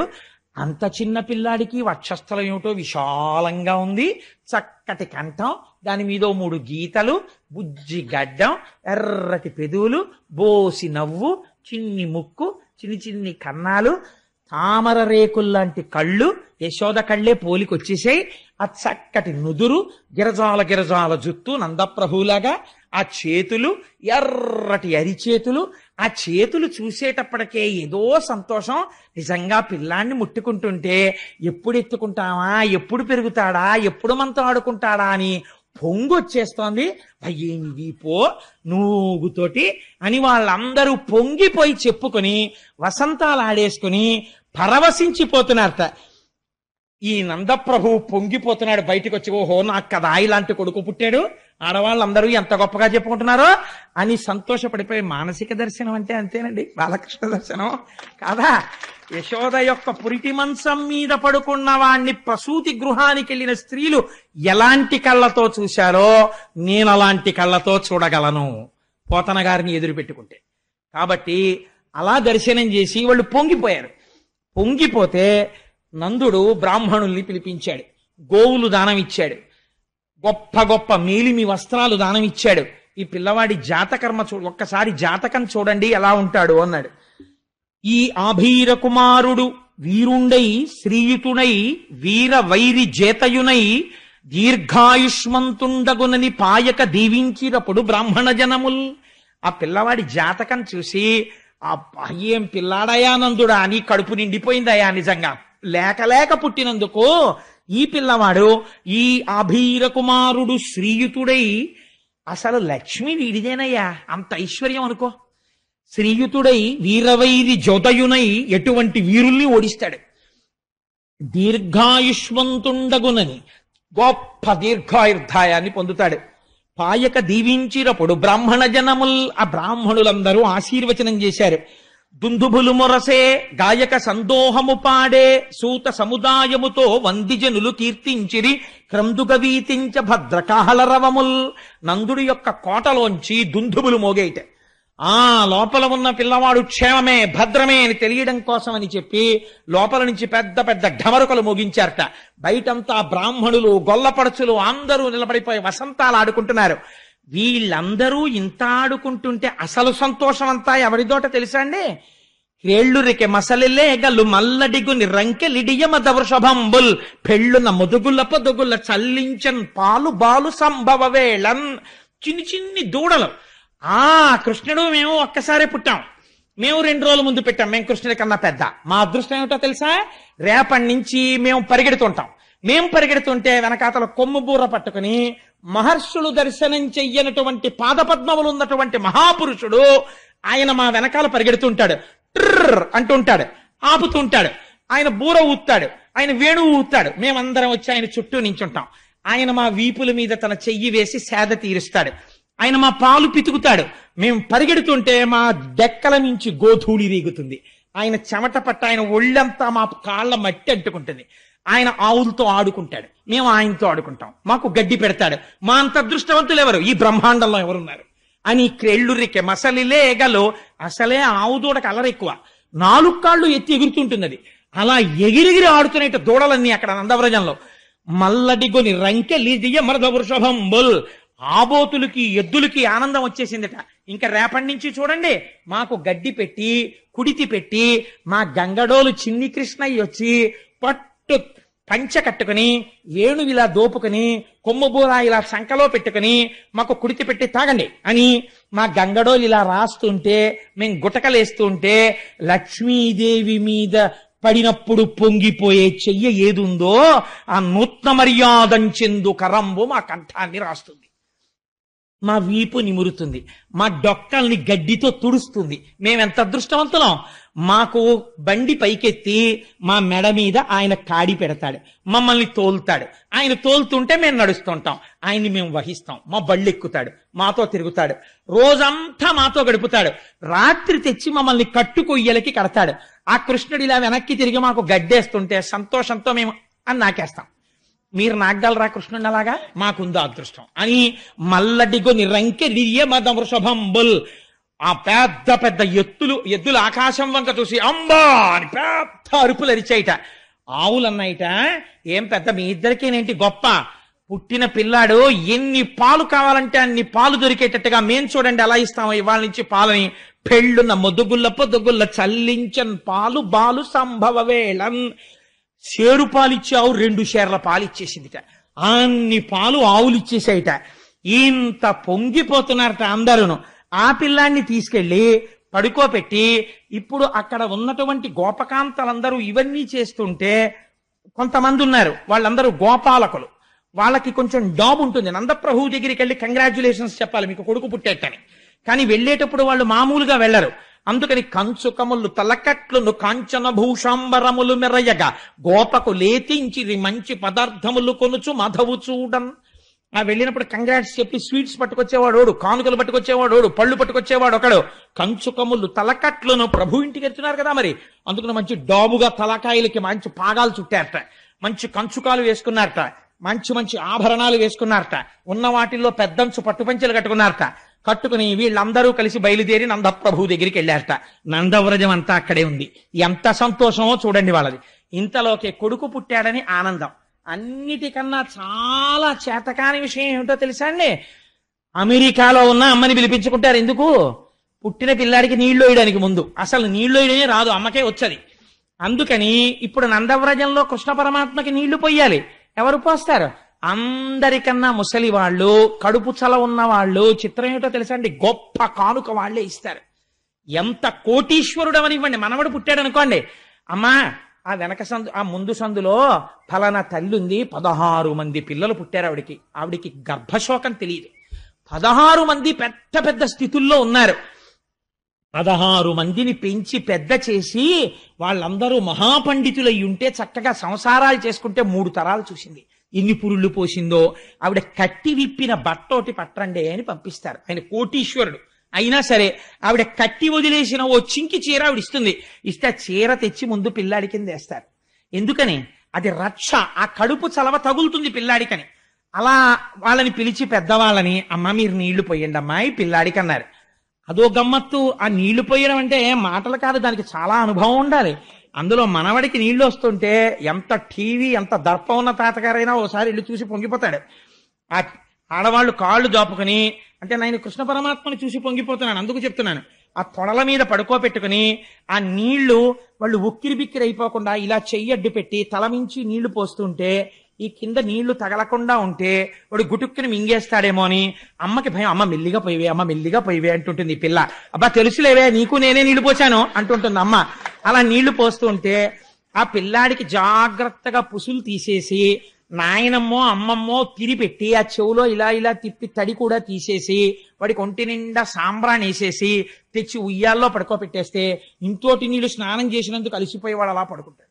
పడుకుంటే అప్పుడు తండ్రి వచ్చి చూసుకుని నా కొడుకని పొంగిపోతాడు. అలా కృష్ణ పరమాత్మకు కూడా నీళ్లు పోయడానికి ఆడవాళ్ళని తీసుకొచ్చారట, పెద్దవాళ్ళని తీసుకొస్తే ఆయన అంటారు, పాపనికి నూనె తల ఎంటి పసుపు రాసి బోరు కాడించి హరి రక్ష పొమ్మటంచు జలములొక కొన్ని చుట్టి రాచల్లి దీవించి పాడిరయ్యు విదలెల్ల. ఆ వృద్ధులైన స్త్రీలందరూ ఆయన్ని ముందు ఒళ్ళో కూర్చోబెట్టుకుని వాడికి ఇంకా ఇలా మెడ నిలబెట్టడం రాదు, అందులో ఇలా ఇలా పడిపోతుంటుంది ఆ తల. జాగ్రత్తగా ఇలా గడ్డం కింద చెయ్యి పెట్టి గుండెల మీద పెట్టుకుని ఆ పిల్లాన్ని అలా పట్టుకోవడం వాళ్ళకే వస్తుంది, మనకి రాదు, మగవాళ్ళకి. కూర్చోబెట్టుకుని వాడికి బాలునికి నూనె తల ఎంటి పసుపు రాసి ఒళ్ళంతా నూనె రాసి, రేపొద్దున్న చర్మం అంతా చలికాలం వస్తే చర్మం అంతా ఎండిపోయినట్టు అయిపోతుంది, పిల్లాడికి నూనె బాగా రాయాలి అని చెప్పి ఒళ్ళంతా నూనె రాసేసి సూక్ష్మక్రిములు పట్టకుండా చర్మం పాడవకుండా పసుపు రాసేసి బోరు కాడించి వాడికి పైనుంచి నీళ్లు పోసి హరిరక్ష పొమ్మటంచు. ఎవడికి హరిరక్ష? హరికి. జలములొక కన్ని చుట్టి రాచల్లి దీవించి కాసిని నీళ్లు చేతిలో పట్టుకుని శ్రీరామరక్ష 1000 ఆయుష్ 1000 ఐదోతనం 3 పుట్ల మనవలు 6 పుట్ల ముని మనవలు 8 పుట్ల ఇను మనవలు, అప్పటి వరకు నేను బతికుండి నీ పిల్లలందరినీ చూసి మీ మనవలు ముని మనవలు వీళ్ళ పెళ్లిళ్ళన్నింటికీ నేను వచ్చి భోజనో తీసుకుని తిని వాళ్ళందరికీ నీళ్లు పోయొద్దే అమ్మా నేను అని వాళ్ళు ఆశీర్వచనాలు చేస్తున్నారు. పోతన గారు ఎంత లైవ్ టెలికాస్ట్ ఇచ్చారో చూడండి. అందుకని బాలునికి నూనె తల ఎంటి పసుపు రాసి బోరు కాడించి హరిరక్ష పొమ్మటంచు జలములొక కొన్ని చుట్టి రాచల్లి దీవించి పాడిరయ్యు విదలెల్ల. పాటలు పాడేట ఆయన మీద. ఇన్ని పాటలు పాడితే ఆయనకి నీళ్లు పోస్తుంటే పోతన గారు అంటారు, పాపం వీళ్ళకి తెలియదు చూడు ఎలా చేయించుకుంటున్నాడో ఏమీ తెలియని వాళ్ళగా. పలుతోయంబుల జగముల పలుతోయంబుల ముంచి భాషించడు యాపలు తోయగాడు పల్లవ లలనాకరతోయంబులందు చలగుచుతడియం. ఆయన ఈ లోకాలన్నింటినీ ప్రళయం చేసెయ్యాలనుకున్నప్పుడు నీళ్లల్లో ముంచేసి తాను మాత్రం ఒక మర్రాకు మీద పడుకుని ఏమీ తెలియని వాళ్ళ బొటన వేలు నోట్లో పెట్టుకుని చీకుతూ పడుకునే వటపత్రసాయి ఏమీ తెలియని వాళ్ళ ఈ వృద్ధ గోపకాంతల యొక్క తొడల మీద పడుకుని నీళ్లు పోయించుకుని ఉక్కిరి బిక్కిరి అయిపోయినట్టు అంటే అందరూ అయ్యో అయ్యో అమ్మ ఏమైనా అవుతుందేమో అని యశోద కంగారు పడుతుంటే లోపల నవ్వుకుంటూ ఎలా పడుతున్నాడో చూడు దొంగ కృష్ణుడు. అన్నమాచార్యులు వారైతే అన్నారు, సతులు దొంగ నీవని సతులు పొంగుచున్నారా ముంగిటారాడరా మోహనాకారా అని. ఏమంటే మూర్తి గారు నాకు పాడడం రాదు, అయినా ఆనందంలో పాడేస్తున్నాను అనమాట. సరే, అందుచేత వీళ్ళందరూ ఆ పిల్లవాడిని తీసుకొచ్చి అంత పొంగిపోతున్నారు. పొంగిపోయి ఆఖరికి ఆ పిల్లవాడిని తీసుకెళ్లి ఓ ఉయ్యాల్లో పడుకోబెట్టారు. వాడికి ఒళ్ళంతా సాంబ్రాణి వేసేశారు. వేసేసి ఊపుతున్నారు అందరూ కలిసి. ఓ పట్టానం ఊపుతారా పసిపిల్లలు పుడితే, ఇంతలో ఎవరో అమలక్కి వస్తుంది. వాడికి నిద్ర పట్టే వాళ్ళకి ఇలా తీసి ఆ వాళ్ళ నాన్న పోలికేనే ఆ గిరజాల జుత్తు వాడను అంటుంది. అనేటప్పటికీ ఒక ఆవిడ ఉంటుంది, ఏమీ లేదు అంతా మా అమ్మాయి పోలికే అంటుంది. కూతుర్ని వెనకేసుకు రాకో మా అబ్బాయి పోలికే అని ఒక ఆవిడ అంటుంది. వీళ్ళ అరుపులకి వీళ్ళ నవ్వులకి వాడికి తెలివి వచ్చేస్తుంది. వాడు మళ్ళీ ఇలా పత్తికాయలా గుడ్లిప్పుతాడు. పడుకోనివ్వండమ్మా అంటుంది ఆ తల్లి వచ్చి. పాప ఆవిడ ప్రేమ. మళ్ళీ ఆ ఉయ్యాల ఊపుతుంటారు. జోజో కమలదలేక్షణ జోజో మృగరాజ మధ్య జోజో కృష్ణ జోజో పల్లవకర పద జోజో పూర్ణేందు వదన జోజోయనచున్. ఆ పిల్లవాడిని ఉయ్యాలలు ఊపుతున్నారట. జోజో కమలదలేక్షణ, తామర పువ్వు యొక్క రేకులు ఎలా ఉంటాయో అటువంటి కన్నులున్నవాడా. జోజో కమలదలేక్షణ జోజో మృగరాజ మధ్య, సింహము యొక్క నడుము ఎలా ఉంటుందో అటువంటి సన్నని నడుమున్నవాడా. జోజో మృగరాజ మధ్య జోజో కృష్ణ. మీకు అనుమానం రావచ్చు, అదేమిటండి పేరు పెట్టలేదు కదా ఎలా పిలిచారు కృష్ణుడని. కృష్ణ శబ్దం నిరతిశయ ఆనంద స్వరూపము. ఆయన్ని చూసేటప్పటికి వాళ్ళకి ఆనందం వచ్చింది, అందుకే అమ్మవారికి కూడా కృష్ణ అని పేరు. జోజో కమలదలేక్షణ జోజో మృగరాజ మధ్య జోజో కృష్ణ జోజో పల్లవకర పద జోజో పూర్ణేందు వదన జోజోయనచున్. ఆ పిల్లవాడిని ఓహో ఉయ్యాలలు ఊపేస్తున్నారట. ఊపేస్తుంటే ఆయన మాత్రం ఎంతసేపు ఊపినా 7ంటికి నీళ్లు పోసి పడుకోబెట్టినా చలికాలం పొగమంచని చెప్పి సూర్యుడు వచ్చిన తర్వాత వేడి నీళ్లు పోసి సాంబ్రానేసి ఓ పట్టుపంచ కట్టి చక్కగా పడుకోబెడితే అన్నీ వింటాడు, అన్ని పాటలు వింటాడు, అన్నీ చేస్తాడు. అమ్మయ్య నిద్రపోయాడేమో అని ఇలా ఉయ్యాలా తీసి చూసేటప్పటికి బోసినవ్వు నవ్వి గుడ్లు తెరిచి ఉంచుతున్నాడు. ఏట్రా ఈ పిల్లాడు నిద్రపోడేమిట్రా అని తల్లిదండ్రులకు అదో పెద్ద బెంగ. మీరు యూజువల్గా ఒక కంప్లైంట్ వింటుంటారు, మా అమ్మాయి కొద్దిగా పాడైపోయిందండి, వాడు ఏమిటో రాత్రిళ్ళు లేచి ఆడుకుంటాడండి అంటారు తల్లి. ఎంత చిత్రంగా ఉంటారో ఆ కంప్లైంట్లు పిల్లల గురించి. వాడు రాత్రిళ్ళు ఆడడం ఓ పెద్ద కంప్లైంట్, ఎందుకంటే వాడు ఆడుతాడు, వీళ్ళు నిద్రపోయారనుకోండి వాడు స్విచ్ బోర్డులో వేలెడతాడు. అందుకని వాడిని అలా కాపలా కాయాల్సిందే. అంత నిజంగా తల్లి ప్రేమ లేకపోతే ఎక్కడ పెరుగుతారండి పిల్లలు? నిద్ర కూడా మానేసి ఆ పిల్లల్ని కాపాడుకుని ఈయన ఎక్కడ లేచి అరుస్తాడో, రేపు మళ్ళీ ఆఫీస్కి వెళ్ళాలి, ఏమిటో వాడు అల్లరి, నువ్వు బానే ఉంది నీ ఆటలో నిద్రపుచ్చట్టాడు. నిద్రపుచ్చంటే ఇప్పుడు చేతిలో ఉందా? పాపం ఏ హాల్లోకి వెళ్ళి వాడిని పడుకోరా నాన్న అని వాడితో అసలు నోట మాట రాని వాళ్ళండి ఆ చంటి పిల్లాన్ని చూసుకుని, బజ్జున్నావా నువ్వు, నీ పళ్ళు, నీ బుగ్గలు బబ్బోవచ్చు కదా, ఇన్ని చెప్పేస్తారో కథలు సీరియల్స్ వాడికి చెప్పేస్తారు. వాడికి ఏమీ తెలియదు, వాడు అమ్మ వంక చూసో వెరినవ్వు నవ్వుతుంటాడంతే. వాళ్ళు పొంగిపోయి చెప్పేస్తారు.